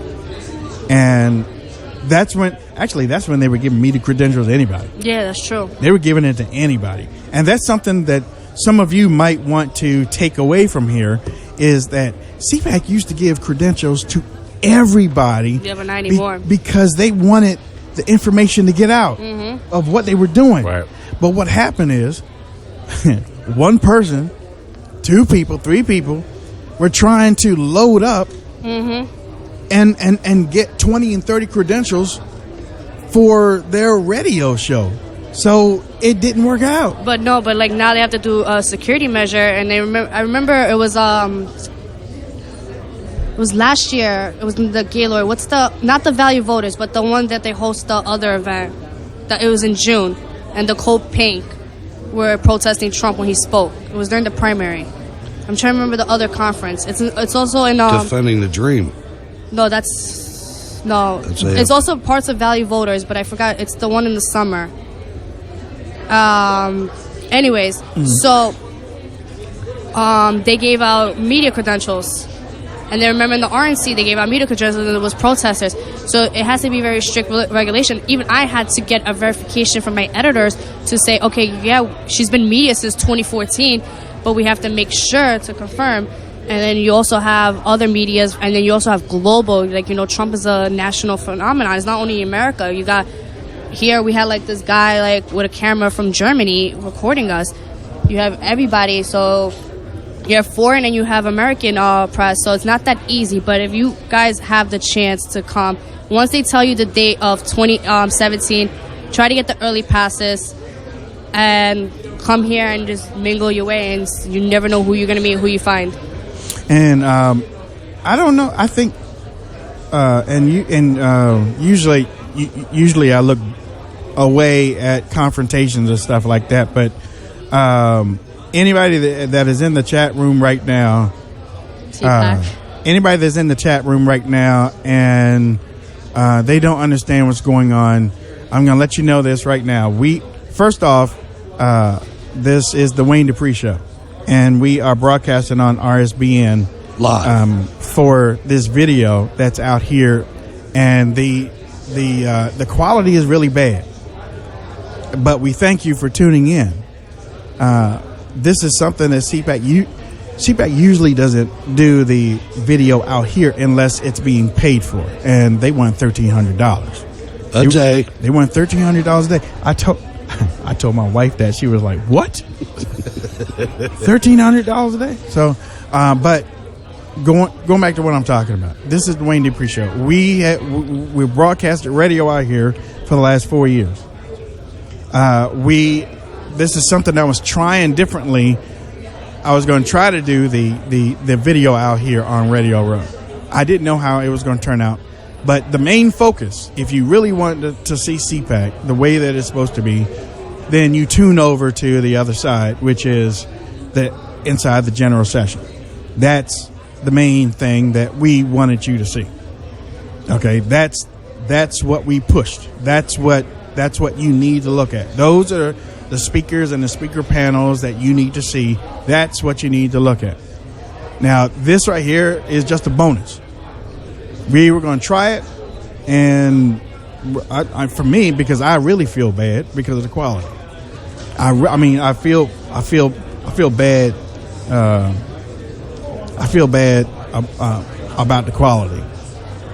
But Well, Frank is saying I've seen worse qualities. It's not that bad. I'm on my phone, and it's actually not that bad. It's not? No, it's It really was the good. same way yesterday when I went out on my phone. But then if you look at others, remember they have like the NRA has very high tech. Well, stuff. they I would say in they paid for that. 2018, our right side broadcast is going to have what our NRA has, and maybe we're not going to be put here. We're going to probably be put with Breitbart Series and NRA. So. Wayne Dupree Show might have it. yeah. But no, but to compensate for the bad video quality, because everybody, Joe was born in the same month of me. Joe was born in the same month of me. We have the same. Who's that guy? We have the same type of spirit, and we like perfection. And it just feels bad. This just feels bad doing it like this, and that's why we decided that we were going to do the Wayne Dupree Show in the evening, which is extra double duty work because we have to come back down here and do it. But I am promoting it because that's what we do. That was a good show last night too. And now that we have audio in our ears, you might even be able to take calls. We might be able to take calls tonight, right? I like how you're looking at me. Looking at that. I'm looking at the back of Hutch's head. Hutch brought it up. I didn't bring it up. I know, yeah. So Hutch will figure that out. As long as you got Skype on there, that's all you need. Oh, no. It won't work. Never mind. Where's those guys? It won't work without virtual audio cables. Do you want me to get two of them? What time is it? 12:53. The thing is, we are still waiting for those that are asking to bring people on. We are still waiting for Dog the Bounty Hunter right now. Yeah, he's probably like. Okay, doing his so I mean, we have a schedule. We have people that are lined up, and we gave a certain amount of time for Dog the Bounty Hunter and his wife Beth. Both of them tonight are going to.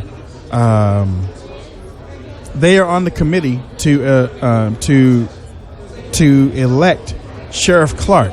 Oh yeah. In the Congress, Senate, right, and they are on his advisory staff, so they are very important. So that it's not like we aren't trying to bring people on. We don't want to do that to people and then have them just jump up. Like with Jessie Jane Duff, we told her that Sean Spicer was coming over, and she understood at the end of her set. So understand, roll with us. We'll get it done. This guy's standing over here acting like he wants to be interviewed. And that's the thing, ladies and gentlemen, too. A lot of you during the program have stopped by the booth as we are broadcasting they're not live. hearing this. And I'm just saying it for our audience. Yeah. So we've got a stack of papers that you've dropped off, and now, just because we accepted the paper doesn't mean you're on the schedule. And now he's moving over here I know trying to give us a piece of paper. I really don't like. I'm trying to understand how, when I don't know, subtlety. I guess is not. I don't know how to deal with these people. Tell them tomorrow. Like I said, subtlety is Sheriff really Clark. something. Sheriff Clark is running for the Senate, ladies and gentlemen. Really, if you haven't heard that, he's going to run for the Senate, and they are doing they're doing an event tonight for him at CPAC, and with that, see what? And we are. So that's pretty good. The Sheriff Clark's going to run for the Senate. That would be Wisconsin. So I just wonder. Oh, is that? I can't remember the guy's name. That a leftist ran it for a while, and I can't think of his name. He was a horrible guy. But I'm just trying to think what seat he's running for. And, and if he does have a shot, because I'll be back, everybody. He'd be wonderful in the Senate. I need 3 of those from him too. So Just come, let him go. I gotta go back to Breitbart for a second. Yeah, he's happy as a. Like, let it sit down, Oh, relax. that's him. Okay. I tried to keep a straight face, ladies and gentlemen. But this is just lovely. Could I get 2 more? Could I get 2 more of these? 2 more, please. Thank you. Okay. So this is how it is when, we're in live radio. We are live. LIVE. Live video. Live video. Have a seat and put the headphones on.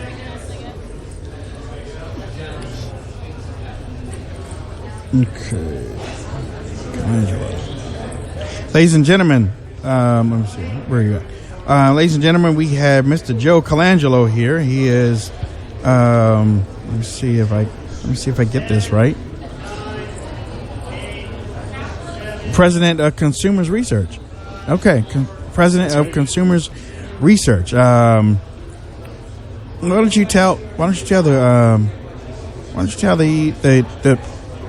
people watching us on video? Yep, you're on video, and why don't you tell everybody what Consumers Research is all about? It's established 1929. 1929, that's right. And you president of it? I'm president of it, yeah.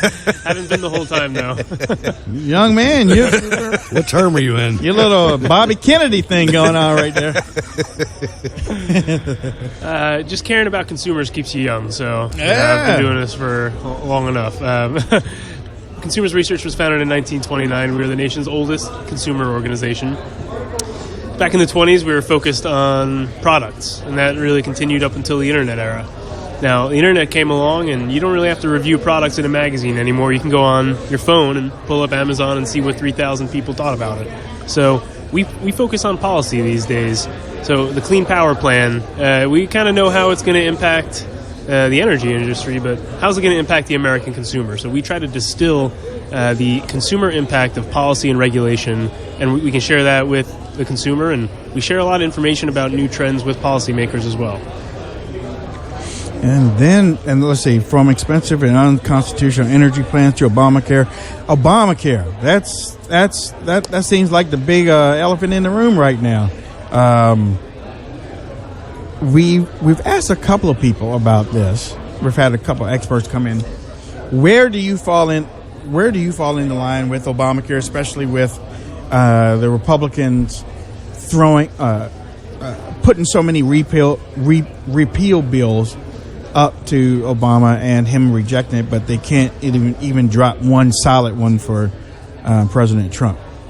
Where are y'all on it? So President Trump in his speech covered this, and I completely agree with him, which politically, probably the best thing to do for Republicans would just keep Obamacare for another year, and everybody will see it is really in a death spiral at this point.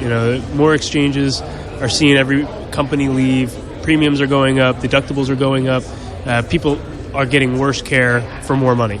So, but it's like when your kid goes to touch a stove, you're like, you know what, if he touches that stove, he's really going to learn not to touch stoves, but you don't want him to get burnt. And this is such a major issue in America. The worst thing that we can do is give somebody uncertainty about the future of their health care. We saw how that went when Obamacare came along, and we said you can keep your doctor, you can keep your plan, you can keep your hospital, and none of that stuff was true. The stakes are too high that I hope that we cannot play politics and just let this continue to fail for the American public. I think it's time to get rid of Obamacare, but I think we need a plan. Getting rid of the lines around the states for selling insurance is a great start. We need to make sure that we're not leaving consumers with an empty bag here. All right, let's shift gears just a little bit, and understanding that we are completely supportive of the entire First Amendment and the ability of anyone to say anything that they want. That being said, in recent times you've seen numerous corporate media outlets tell blatant lies and fix stories and fix facts in some of the different instances like Trayvon Martin and things like that. Let's talk about the choice of Ajit Pai to head the FCC, and what would the possibilities be, or what would your thoughts be on when that happens, when a news media outlet is caught doing that, and there would have to be some adjudication as to whether they were guilty or not.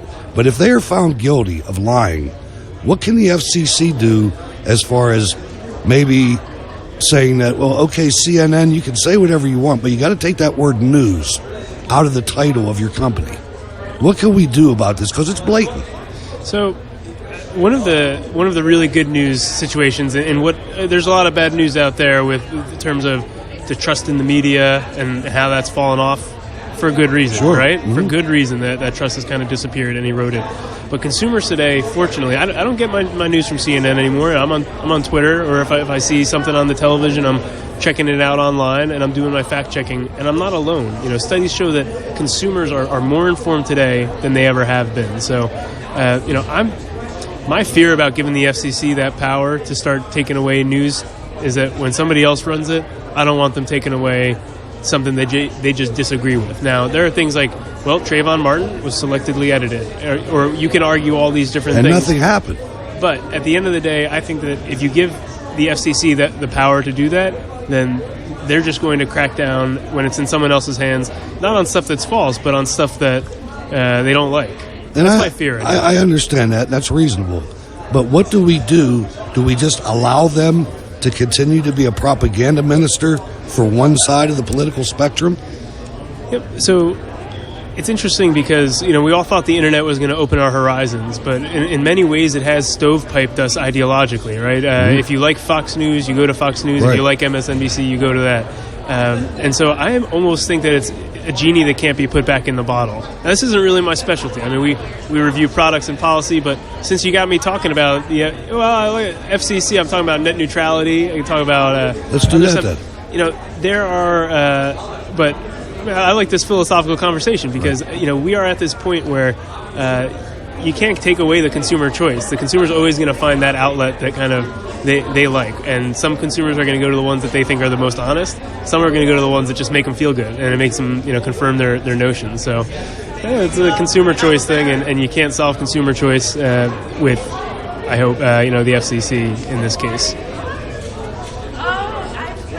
Talking about net neutrality, though, I mean, it is a segue into net neutrality. This is a term, I'm talking about kind of like fake news here. Right. Net neutrality for the longest time was just the idea that you couldn't stop things from coming through your pipes, because you own a different company and you wanted to get, if you're Comcast and you own NBC, you let NBC go faster than other stuff. That's usually what it was. That term has been hijacked into being Title II net neutrality, what it is today. And this is treating the internet service providers as utilities. Right. So they spent all this money, they laid down all this fiber network, and every year all we see is that internet is getting less expensive, it's getting faster, and more people are getting on it in America. And what's the problem we're solving here? The problem we're solving is that the government didn't have enough control over it.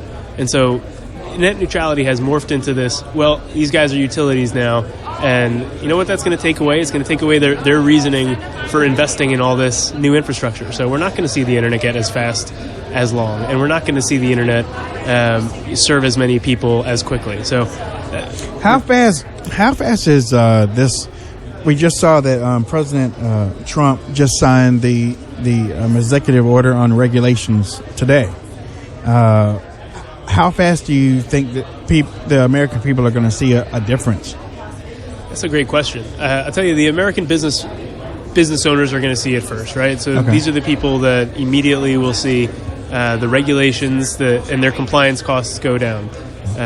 That's going to get passed on very quickly to the American consumer. So it's just one of these, it's tough to envision this as consumers. It's why right. And this side always loses the argument, because you can say, look, this person got hurt. Right. And so we need to come up with a rule that says this company can't do that because somebody could get hurt. And that's what you see. But what you don't see is the better service that business could be providing if they didn't have to comply with a certain rule. So it's tough it's like Bastiat. You talk about somebody throws throw a brick through your window, and you spend money to get it fixed. They say, oh, that's good because the guy making the glass, he's getting paid. But what you don't see is that the guy who got his window broken, he's not buying a new suit. It's not helping the tailor any. But it's a tough argument to make. We'll see it soon. Because I know that the reason why I asked you that question is because if the American people, like you said, if the American people don't see it, then my thing is that the media will use their fake stories and say that it's not there. And I'm all for removing the regulations to allow businesses to grow on their own. Not removing all the regulations, because we don't want some of these companies out here willy-nilly just destroying or just taking up all the profits and moving their stuff overseas just because they can. But no, that's just one thing that I worry about. I just want the American people to start seeing some of this stuff, and then because honestly, I think it's going to be a great tool for 2018. I think that is definitely a concern, but man, isn't President Trump just a terrific storyteller? Oh yeah, I feel like he can do a better job than a lot of other politicians, really communicating the difference that his regulatory rollback is going to make on average consumers. He speaks English too. It's pretty. He speaks English. It's pretty. He different. speaks American. Right. That's a better way to put it. Well, I tell you what, how can people reach out to you on social media? So my Twitter handle is It's Joko. Our Twitter handle for Consumers Research is Consumers First. Mm-hmm. And please visit us on our website at consumersresearch.org. We have all sorts of information on policies, published research, and we just keep you up to date on consumer issues. And there we go. Okay, well, ladies and gentlemen, we are Colangelo. That sounds like a baseball player.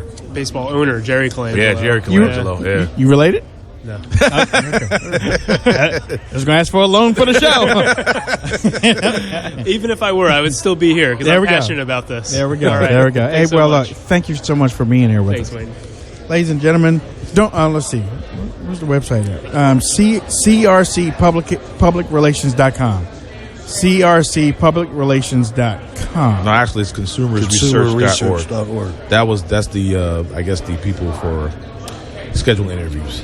The website. Why didn't he put it on the sheet? Well, it's down here at the bottom. Well, I see it down at the bottom. Yeah, consumersresearch.org. Okay, all right. There we go. Man said, I don't really know about talking about the FCC. Hold on, man. You think I wanted to talk about that? I'm just kidding. Some people in the chat room. I think some people in the chat room were asking for Margaret and Liz. Liz, yeah. And that's another thing too. We also had a schedule. We had a schedule throughout the day, but I am sure that they are getting some video for RSBN right now. If they come in the area, we'll get them on. Yeah, coming. This is like hour 3. Yeah, I'm hungry. Yeah, I know. I'm hungry too. We do it for you though, ladies. Yeah, oh yeah. Look, I didn't eat anything until 3:30 yesterday. I couldn't even get off the thing. I had a croissant with they called it a broken yolk. But I did have nachos. Didn't I have nachos, man? I had nachos, didn't I? We lied. Yeah. We had nachos. We had nachos. And that chili was... Oh, my God. You can't afford it around here, though. Either I was that hungry or that was the best damn chili nachos I've had. Ladies and gentlemen, chili nachos. Yeah, can you believe it? Chili nachos. That was... Knife and fork? I tried not to. Or was there enough that you could ease a piece out? I was easing first, and then... I had the knife and fork it, but as soon as you sprinkled that chili on top of that, oh my God, Lord have mercy! It was heaven on earth, man.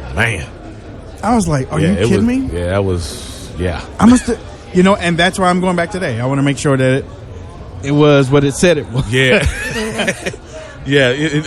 Your inner Dennis Green. We are who we thought they were, right? That chili is what we thought it was. They let him off the hook. Yeah, they ain't gonna let nobody off the hook.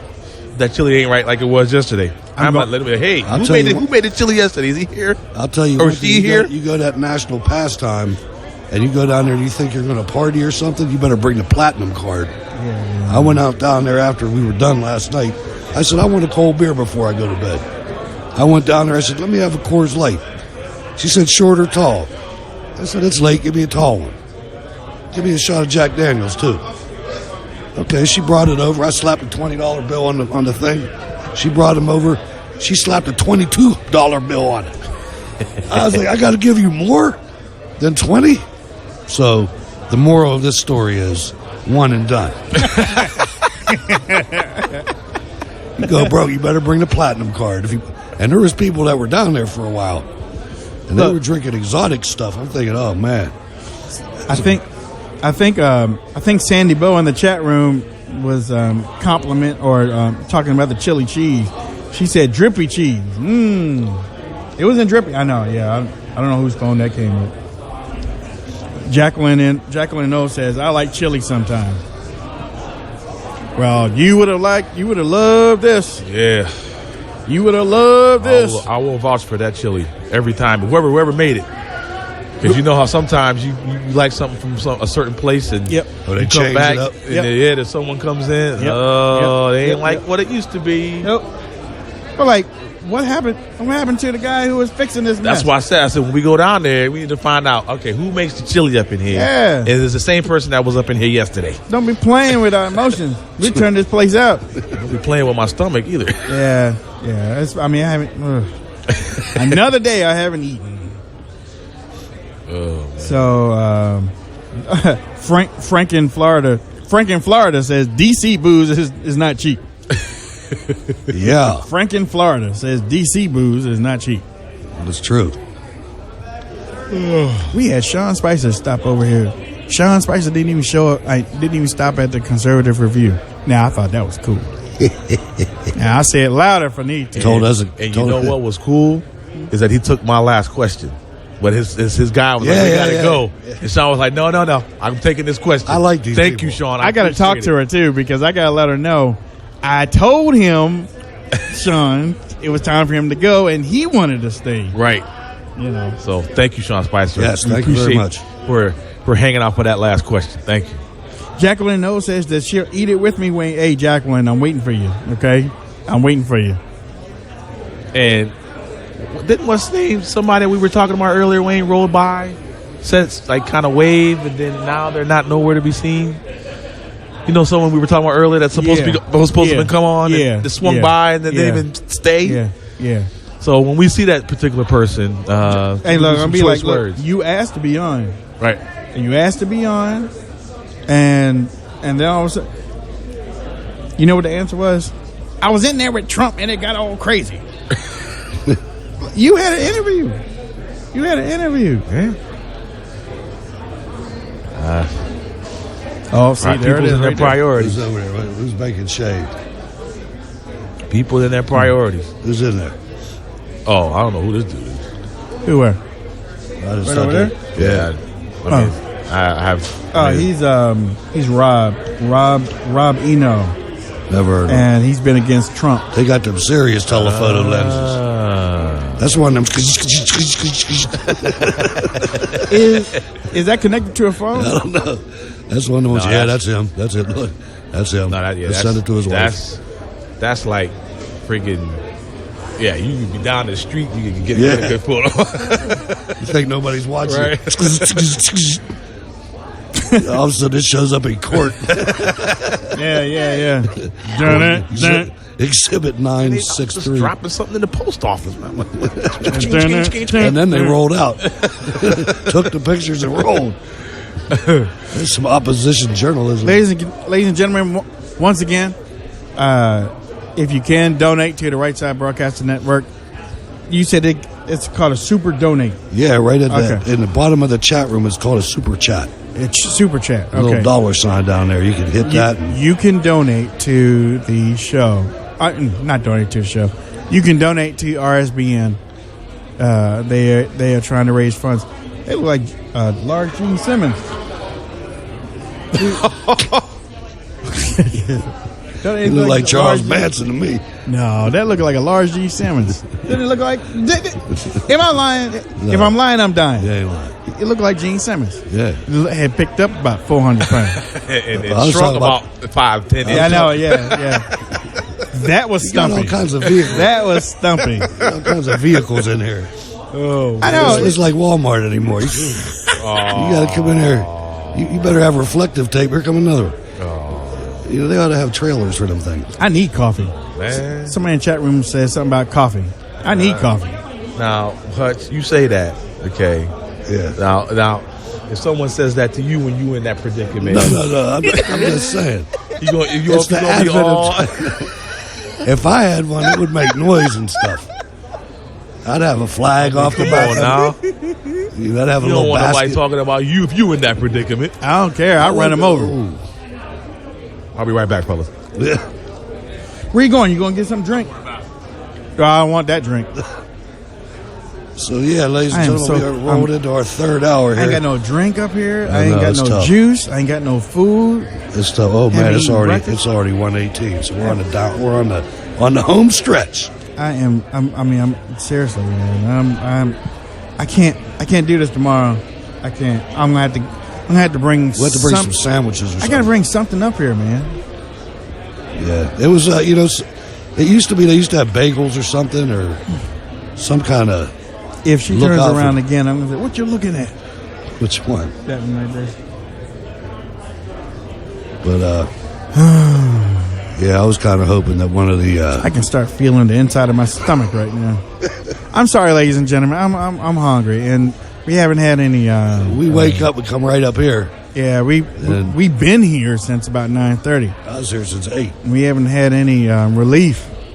I'm hungry. But we're making America great again. Yep. That's the important thing. Making America great again, making Wayne hungry again. Me too. But that was good that I am hungry. That Press Secretary Spicer stopped by. It was almost like he was relieved to be here. He looked relieved, didn't he? He did, and he called us all by our names several times, and that was good that's too. respectful, man. That was good too. You know, it's good to see somebody that He mentioned you a couple times, Hutch. But Sean Spicer sat down with us, man, and yes, sir, and told Wayne he was going to be in the White House. I'm going to tell you one of the main reasons. That's a big deal, right?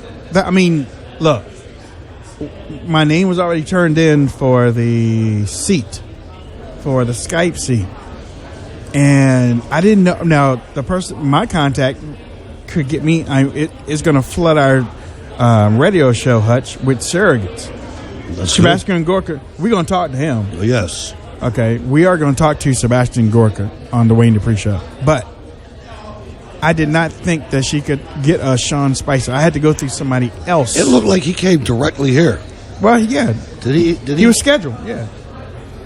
Oh, I had that. I mean, I didn't see him like it wasn't one of them things where he was like the traveling guy. No, He came right here. Oh, yeah.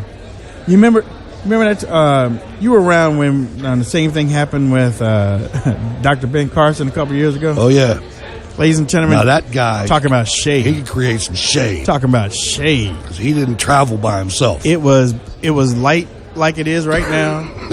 It was all bright out. You know, it was a beautiful Saturday afternoon, and we had Dr. Carson coming in, and he came. His entourage had an entourage. I mean, you put your cell phone up to take a picture, and a flash went off. Dude, That's how much shade it there was. was no flash at all, man. I mean, I was like, wow, it got done. And the only other person, you weren't around, but the only other person I knew that drew that much shade for a Wayne Dupree interview was President Trump. Yeah, I seem to miss that one. Yeah, I mean, look, his was like a rolling thunder because the people that were his bodyguards came in first, and they were huge. They were like Mississippi, The kind of bodyguards you hire. Mississippi, Tennessee boys. You know Yeah, what I'm saying? Like meat and potatoes, Yeah. more potatoes. Right. You know, and they were like they came in, they looked around. You Wayne Dupree? Yes, sir. Yeah. Mr. Trump will be here in a couple minutes. Mr. Really? Next thing you know, they lined up like it was like one of those military processionals, man. And he just walked in between them. He scared me. He scared me, man. I was like, that's Mr. Trump. Let me stand up. Yeah. That's not one, you sit down and you shake his hand. I stood up. My first interview with Mr. Trump. I stood up, shook his hand, sat down. It was great. But those, other than Sean Spicer today, nobody brings shade like Trump and Carson. Right. And then, but it was solid. It was solid. We had fun. We had fun doing it. God bless America for it. It was kind of interesting watching the difference with Ted Cruz between last year and this year. Yeah. You know, this year he had a following, but it wasn't anything like it was before. He'd stopped the production. I mean, everything stopped. when somebody like him came, when somebody like Cruz, well, not somebody like, when Cruz entered the promenade or whatever you want to call this, it was all eyes on that. There was nothing else going on. Somebody in the chat room says, I thought they were pushing a gurney there. if you want Wayne to shut up and go eat, hit 1. Right there. No ones, though, so that's good. Right there. One. Oh, they are. Oh, okay. No respect. All right. I mean, I can't leave my man. He would, though. No, you know what? He's never done that. Now, there has been times when I struggled for words, and he's been online or something. And that was getting it, or on his phone.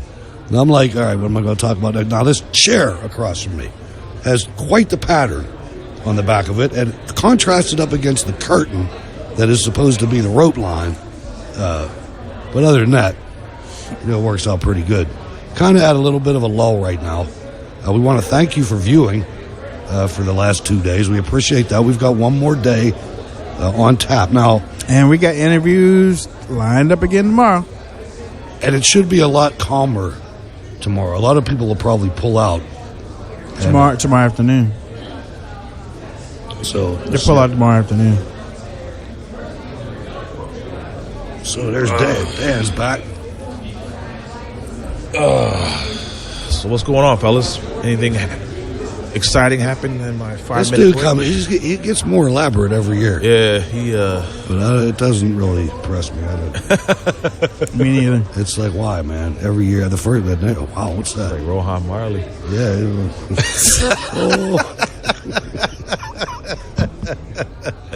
Any little thing gonna be alright.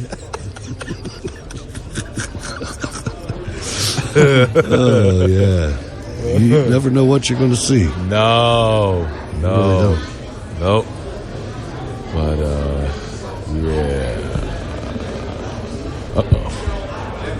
A lot of tall people walking around. Yeah, there is. Like some at least 6 foot one. Don't do. What's he doing right there? Is he going down? Yo, is he all right? He's all right. Yeah, he's all right. He's all right. Touch. He's in a bag.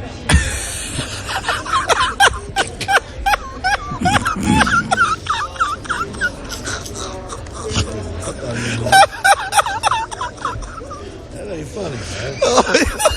That's not funny. He looked like the Wicked Witch of the West. I'm not laughing at your sentiment. I thought my man was having a heart attack. See, this gonna be the new story. This is the new 50 Ramadans. This is the new Ramadans.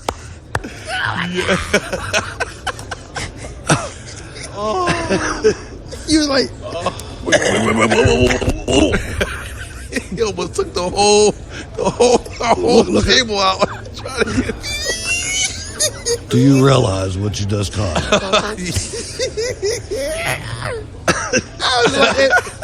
I was trying to find the danger that. Is he on the camera? No, Yeah, he in the right shot. Right there. Yeah, he in the shot. I thought he was the way he went down. I was watching him. I thought he was having a stroke. I was like, why is he going down so slow? And then he kind of crumpled a little bit to the right. And I'm like, I got to do something. Oh man! What's the chat room say? Oh my God, they're laughing at you. The chat room is laughing at you. Red Bagger says, "Oh, Hutch." Leandra's like, "Wow, that was exciting." Sandy Bo said, "Depends on what comes out of the bag." David Lewis says, "Laugh out loud, Hutch, our hero." Now hold on. Brandon, the producer, says that that's some Fred Sanford. See,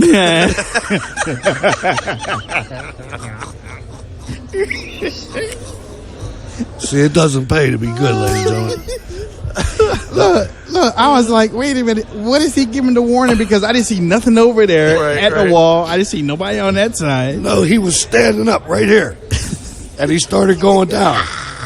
and he went down real slow. I know. And when his baseball hat, whatever he was wearing, got to the bottom of that curtain, I said, this individual. I tried to stop it. I was like, Hutch, it's a bag. It's a bag on the floor. He was like, wait. Like knocking over the mic. I was like, that was the firefighter in me, man. Or the soldier or something. I just seen him going. It's like somebody got to do something. Because that's one thing they don't have here. You know what? That's one thing they don't have here. I can't stop. Okay, they got no medical. They ain't got no like paramedics or nothing around here. What were you gonna do though? I was gonna make sure. I know how to do first aid, man. I was gonna make sure he's breathing. And it's funny. It's funny because. Are you guys still waiting for a guest? Yes. You know when he's coming? Yes. Guess who I just found?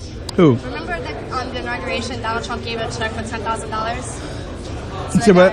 Donald Trump gave a check for $10,000 to a guy who just. It was during the inauguration. It was a Washington Post article. We are broadcasting, ladies and gentlemen. We are definitely broadcasting right now. We are definitely broadcasting. Yep. That's him. Hey, how you doing, man? Good. So get him. Talk to him. You get it. You get his number, and then we'll call him tonight. Okay. Right over here. Okay. All right. Shane. You're Shane. Okay. Let me write it down. So you take the card, I'll write this down. And ladies and gentlemen, with the fluidity that happens here, as we always say here at CPAC, and any event that we I'm allowed to attend, because I bring guests. these. And I All bring right. guests that Told you. Trump supports. I know. Look at this. How pretty is this? Guys. No, but he has a good story, so it's really good. Well, ladies and gentlemen, let's see. Jen Lawrence. Jen Lawrence is on her way. So, I'm sorry. Jen Lawrence. We're gonna have Shane tomorrow. Shane, you're gonna be here tomorrow, right? Yeah, I'd love to tell my story. Yeah. Okay. All right. We'll bring you in tomorrow. Awesome. Thank you. You got it. Tell me you're done.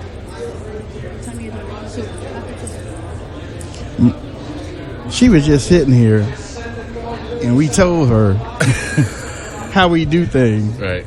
All right. Okay. See. Okay. All right.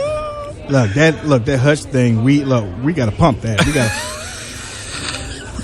I don't know what he thought he was going to do. Well, but he was serious. All I know is I am going to make sure I get that footage and loop that. And then meme it and do everything else with it, because that was.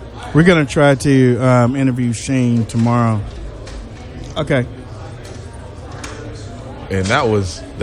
I tell you what, I wonder if that guy who went down, just wanting to get something out of his bag. Now, what if Hutch continued to go towards him and we weren't saying anything? Okay. And he rolled up on him. Okay, scared him. Shane, I'm going to text you so I can have your phone number so I can look at the schedule for tomorrow. And okay, all right. So there we go. See, we do. That's what we do here.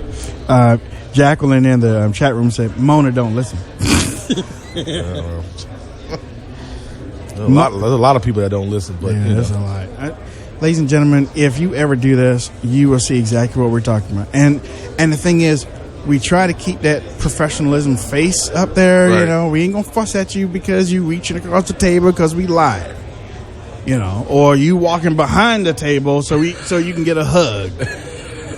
You wouldn't do it for anybody else, but you do it for Wayne Dupree and the Wayne Dupree Show people. You're not gonna do it for anybody else, because a brother not gonna go off at CPAC. You want the truth? You can't handle the truth. Oh man, I tell you, they don't listen to Wayne. I get that all the time. See, Barbara knows. Is she growing every time she walks by here? And speaking of somebody walking by, did you see who? They will remain nameless, but that person walked by again. So if you see that person, you can say, "You came by twice. What happened?"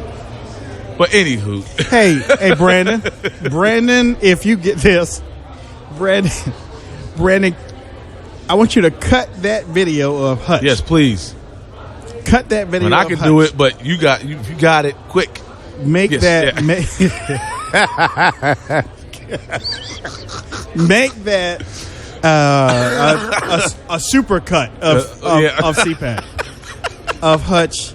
Look, I didn't know what he was talking about. I couldn't see anything that he was talking about. Let me.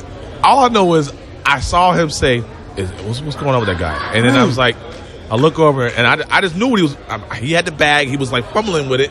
And he just wanted to get down on the floor to get something out of it. And that's when you were like, Hutch, he's just going for his bag. He's just going for it. Hutch. No, Hutch.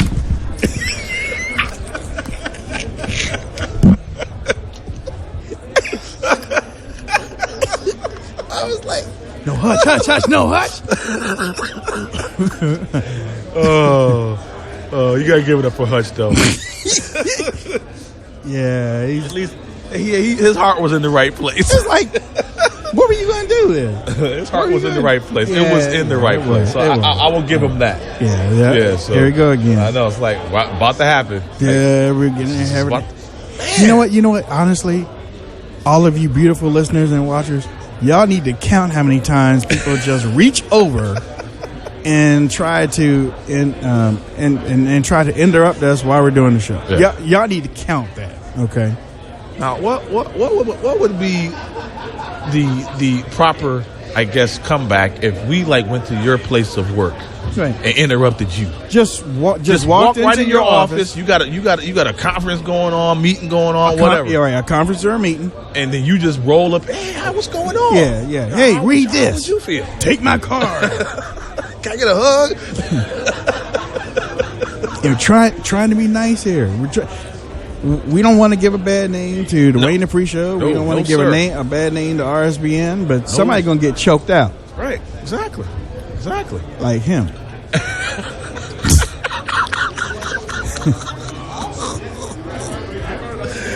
Evans.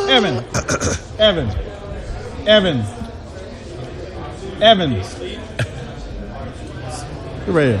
No. I use the men's room. No, now sit. Only because you love me. Yeah, I do. How you doing? I'm good. You good? Yep. All I got right. a new video coming out. Evan saying a deplorable mind. You were mad at me yesterday. I was. I didn't like it. There's no love. There's no warmth. But there's warmth. Now there is. No, I'm good. Okay, all right. I forgive. Yeah. Put your headphones on so you can hear everything. Ladies and gentlemen, one of the best comedians out there right now who just happens to be conservative, Mr. Evan Sayat. Yeah, and not one of the best. I am the best. Oh, there we go. Seriously. Okay, no. Hey, I'm with you. I'm rolling with you. Right. I mean, first of all, it's true. Second of all, just commit. Okay. The best damn comedian out there right now, Evan Sayat. Ever. Best comedian ever.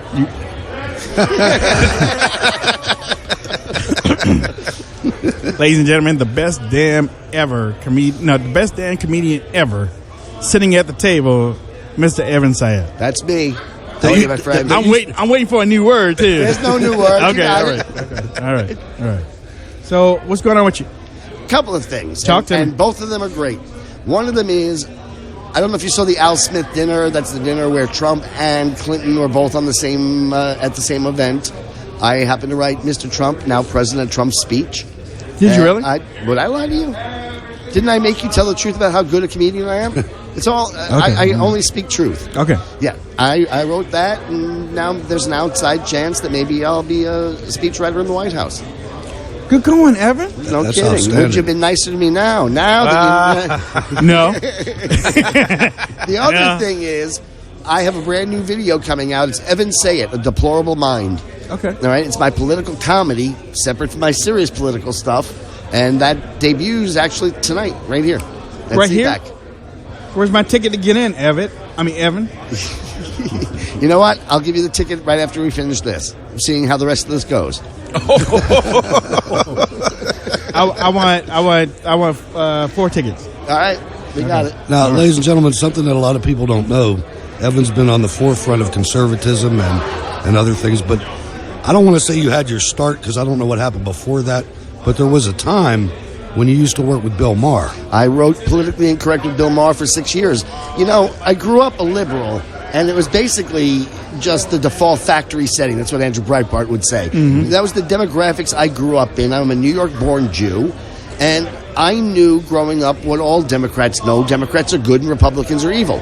I knew I was good, so I was a Democrat. I didn't think much more about it until after 9/11. And when I heard the liberals start blaming America for the attacks, when they started saying it was the chickens coming home to roost, when they said we provoked it, when they said the way to prevent further attacks was to be nicer to the terrorists, this was insane to me, and I started to think. And guys, I have an expression: the first time you think is the last time you're a Democrat.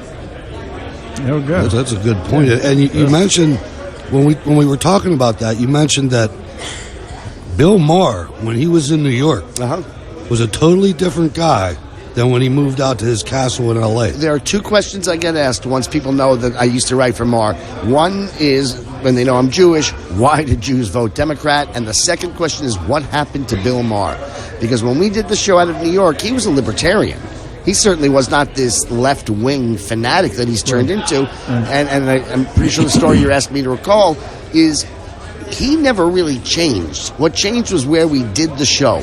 When you do the show in New York, if you're a narcissist and you need people to tell you how great you are, well, in New York, you exit the studio, you walk down or take an elevator down to the street, and now you walk wherever you're going. And when you walk, you meet cab drivers, and so they yell, "We love you, Bill!" And you meet construction workers, "We love you, Bill!" And you meet commuters at the bus stop, "We love you, Bill!" When the show moved out to L.A., you don't see any of those people. There are no doormen. There are no taxi cab drivers. There are no trucks. You get in your car and you drive from one gate at the studio until you get to the next gate of your community. And who's there to tell you we love you? Only liberals. And so he changed his politics not because he ever had real politics, but because he needed to be told, "I love you, Bill." Wow. Well, look, I don't want to hold you too long because I know that you're going to You make a didn't restaurant. earn 4 tickets yet. Yeah, that's a 2-ticket interview.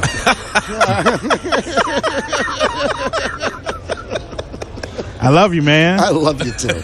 I love you too. Is that worth one more? You got as many as you want, anytime, Okay. ever, always. All right. Oh, look.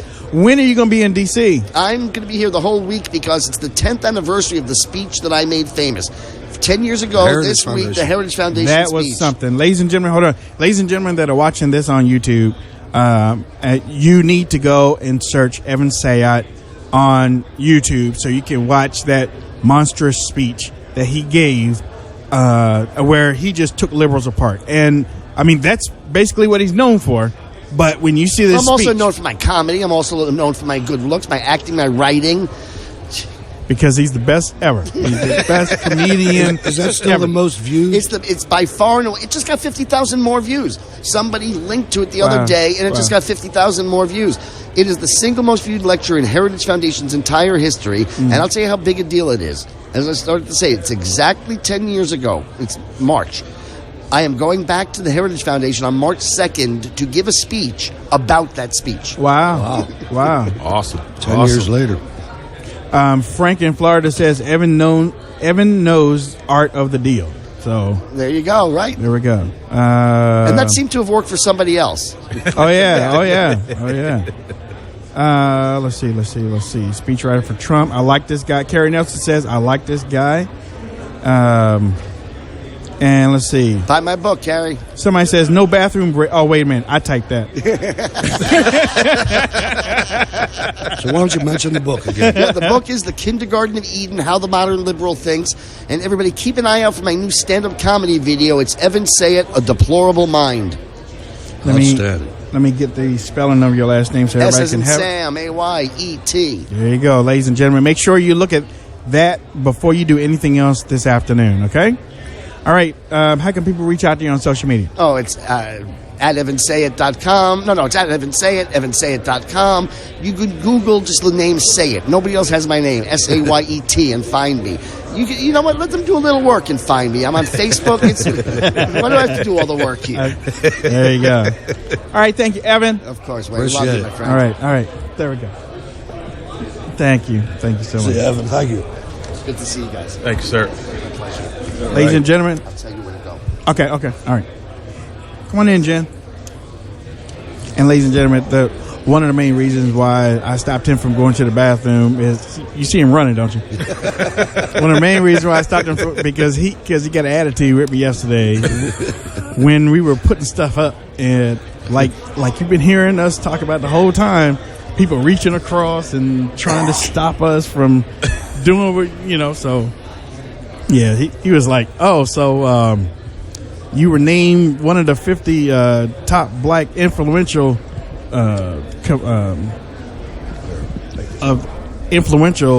black Americans, so you ain't got time for me now. So I brought him in. I stopped him from going to the bathroom. And he's been on the show a few times. He's a good guy. He loves coming on the show.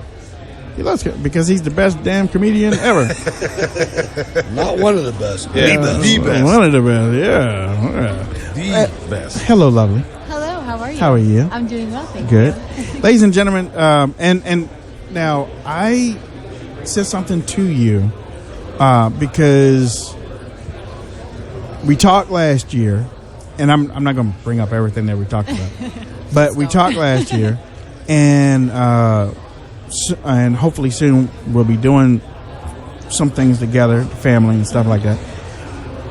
But I did not know the organization to associate you with. Are you with Politistick? No. Okay. All right. Not with all right. Politistick. No, Okay. I'm actually with America First Project. Okay. There we go. So I was formerly with Breitbart, all during the election. I was with Breitbart.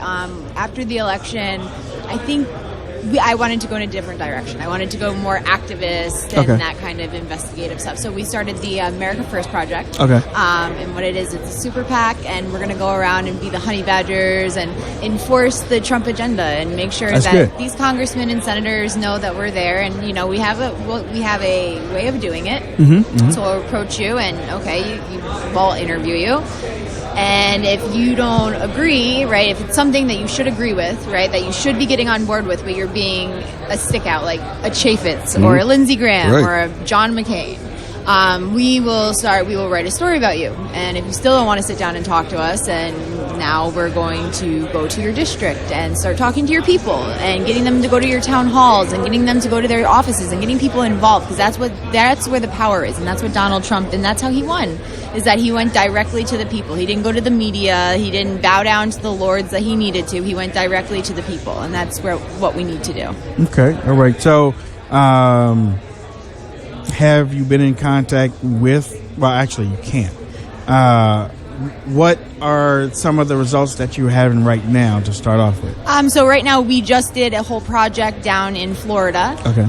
The current Republican GOP chair in Florida, Blaise Ingoglia, who's a former professional poker player, he took over the Republican Party of Florida about 2 years ago. Okay. And since then, he has the party has reimbursed about $1.5 million. When he first came into office, he went out and bought $18,000 in Visa gift cards and charged it to the party. He also, the first 2 years, he didn't accept the salary. And after he won a couple weeks ago, one of the first orders of business he did was to reinstate the salary he ran that he said he wasn't going to take. And and I also get 2 years back pay now too. Oh, all right. Let's. Something you said a lot. I want to make sure the audience fully grasped that. You used the term honey badger, and I knew where that came from. Could you maybe explain that, and we could see what influence is going on here? Yeah. So honey badger was a Steve Bannon term at Breitbart before he left to join the Trump administration. And what it is there's a video online, and one of the most ferocious animals, it might be small, and it might, it's totally underrated, is the honey badger. And the honey badger don't care, and you know what, we're going to come after you, and we're going to keep coming after you, and we're going to hold you accountable, because guess what, we are putting you to be our voice in DC, and if you don't want to be our voice and be good representation, then you know what, you need a change of scenery and a new job. I'll tell you what, I wouldn't want to be like Thad Corcoran right now. Some of these old tired, moss-covered people that think that this is just going to be a little bit of time and it's going to go away. Not going to happen. No, and there's a spirit in America right now, and we really need to capitalize on this, and we really need to encourage more people to get involved because, the people hold the power now, and we're proving this. The media doesn't hold the power anymore. The gods who control us do not control us anymore. And if we don't keep that power, we're going to lose it. What do you need from watchers?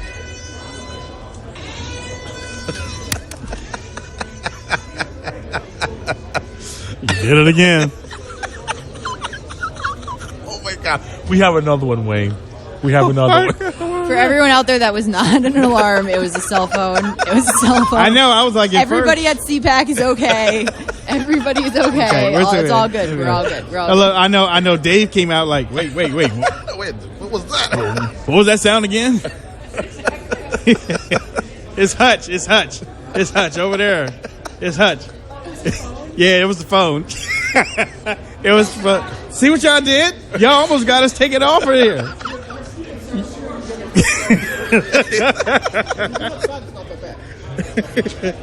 You all right? You all right? Yeah, man, my car insurance is right. You got Geico?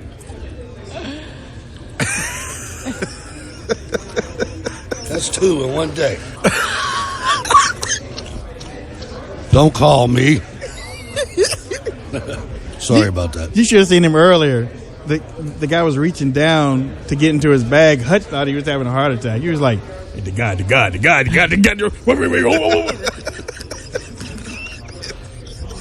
You gotta do what you gotta do, ladies and gentlemen. I'm here to provide entertainment for you. Am I funny? Funny like a clown? Sorry about that. That was my ring, man. That was I thought that was something else, and then I got over there, and the recording started. Are you getting as much out of your auto insurance as you can? As you just almost created an international incident. Plus, you messed the show up. We warned the viewers that was not an alarm going off at CPAC. Everybody's good. It was just a cell phone. Even the communication director came up there. The people in charge of in charge of Radio Row came running out here thinking that something was wrong. Jennifer, listen, how can people on the ground, we have people laughing at Hutch right now, but how can people on the ground help you and help out the First America Project, America First Project? How can they help you?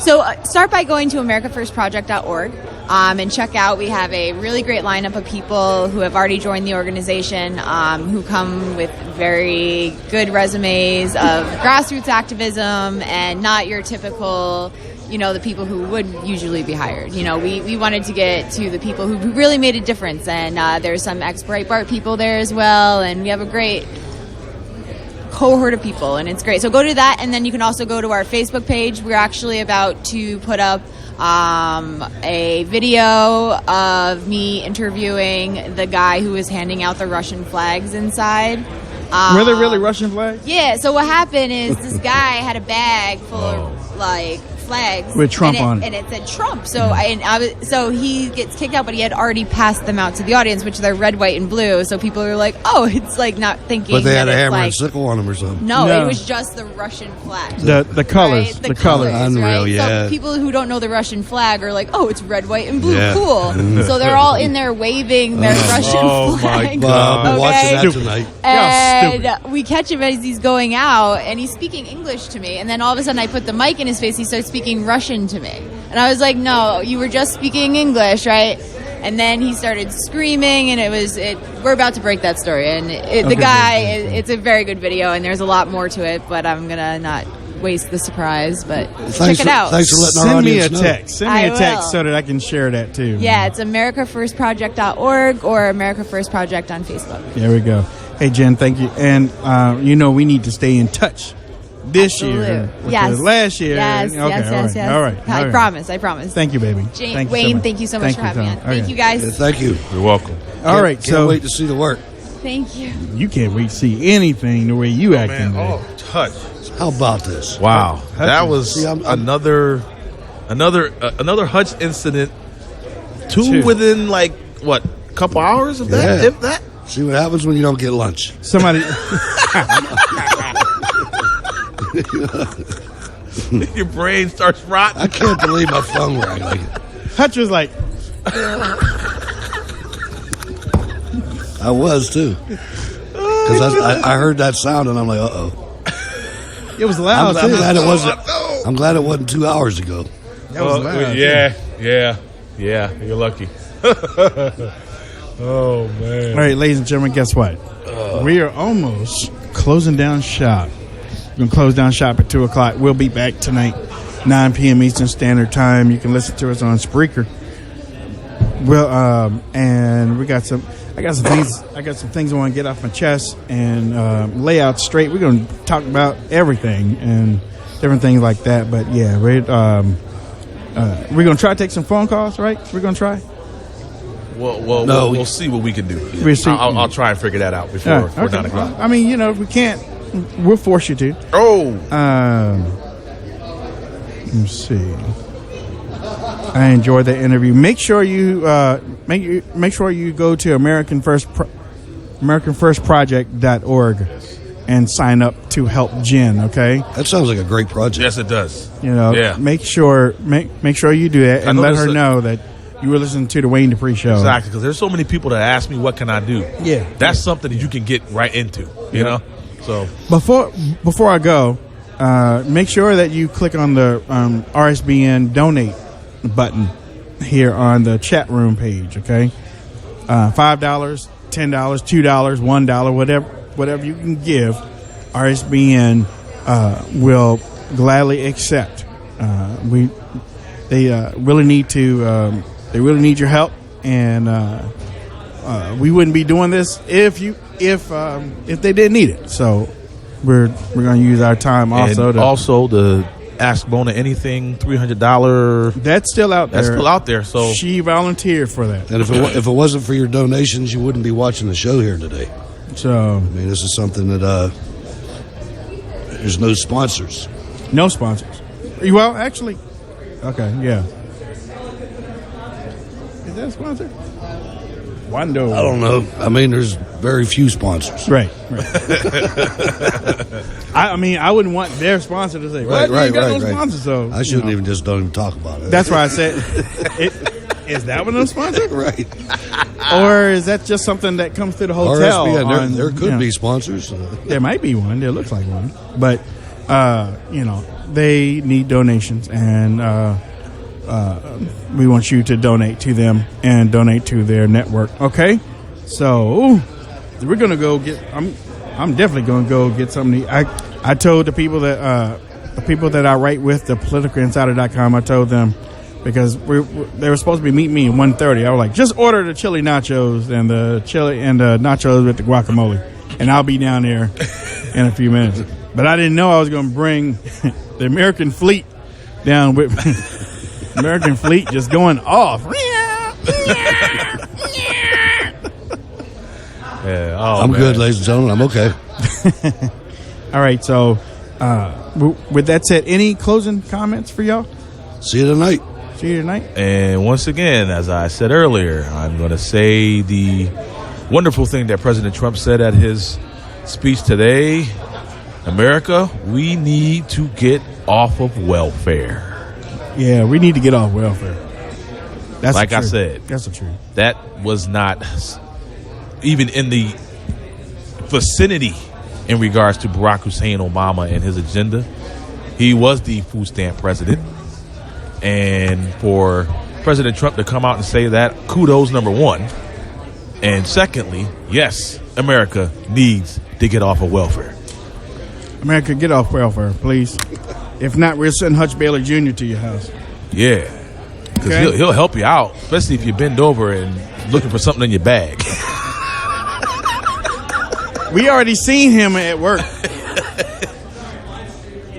We already seen him at work. Hutch is shutting it down. He's shutting it down. He's hungry. He's hungry. That's why. He's hungry. All right. Hey, Brandon, take us out, man.